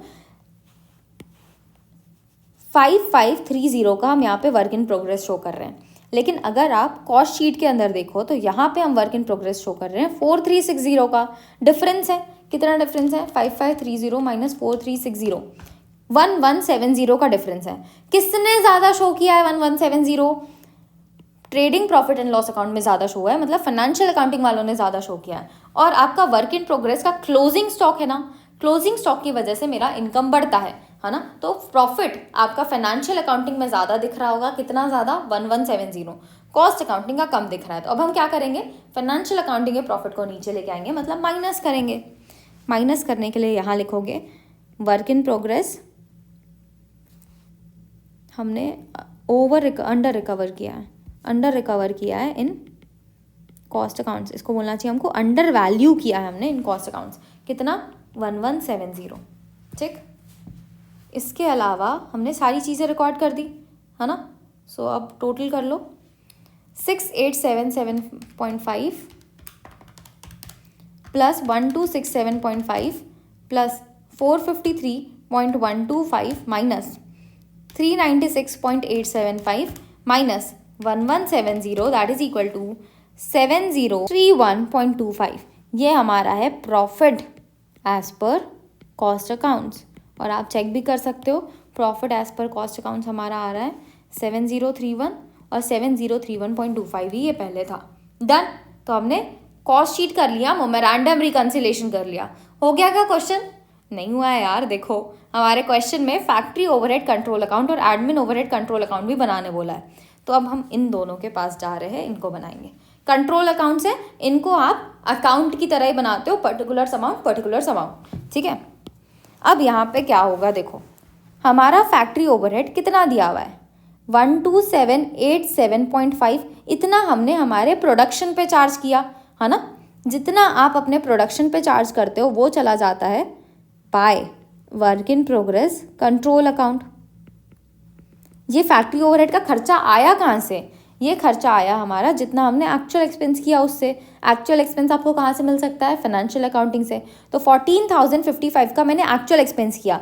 इसको हम कॉस्ट अकाउंटिंग में कैसे रिकॉर्ड करेंगे, फैक्ट्री ओवरहेड का खर्चा हुआ, फैक्ट्री ओवरहेड कंट्रोल अकाउंट को हम डेबिट करेंगे टू कैश और बैंक। तो हम नहीं लिखते कॉस्ट अकाउंट में, हम क्या लिखते हैं, जनरल लेजर एडजस्टमेंट अकाउंट या फिर कॉस्ट लेजर कंट्रोल अकाउंट। तो यहाँ पे हम क्या लिखेंगे, to general ledger adjustment account, या फिर आप कॉस्ट लेजर कंट्रोल अकाउंट भी लिख सकते हो। अमाउंट कितना आएगा, जितने का एक्चुअल खर्चा था, that is 14,055। Work in progress control account में कितना जाएगा, जितना आपने कॉस्ट शीट में शो किया, दैट इज 12787.5, ठीक। अब ये जो खर्चा work in progress control account में गया है ना, यही बाद में फिनिश गुड्स कंट्रोल अकाउंट में जाता है। ठीक है, नाउ इसके बाद आपके पास अभी भी अमाउंट बच गया। कितना अमाउंट बच गया? 14,055 minus 12,787.5 that is equal to 1267.5। अभी भी बैलेंस बचा है मेरा क्रेडिट साइड। अब ये बैलेंस का क्या होगा समझो, ये बैलेंस मेरा अंडर रिकवरी हुआ है ना। मेरा खर्चा मैंने 14,055 का किया, लेकिन मैंने रिकवर कितना किया? सिर्फ और सिर्फ 12,787। तो इस केस में अंडर रिकवरी कितनी हुई? 1267.5। डन। नेक्स्ट, एडमिन ओवरहेड के लिए भी हम ऐसे ही रिकॉर्ड करेंगे। एडमिन ओवरहेड का एक्चुअल खर्चा आपने कितना किया था? 13,650। तो यहाँ पे एंट्री होती है admin overhead control account debited to general ledger adjustment account या फिर cost ledger control account. Amount कितना है? To general ledger control account लिख सकते हैं हम यहाँ पे, जनरल लेजर एडजस्टमेंट अकाउंट या फिर कॉस्ट लेजर कंट्रोल अकाउंट आप लिख सकते हो। जो भी लिखोगे दोनों जगह सेम रखना। जैसे यहाँ जनरल लेजर लिखा है तो यहाँ पे भी जनरल लेजर ही लिखते हैं हम, है ना। Next, amount is 13,650। ये एक्चुअल खर्चा हुआ था। हमने कितना रिकॉर्ड किया?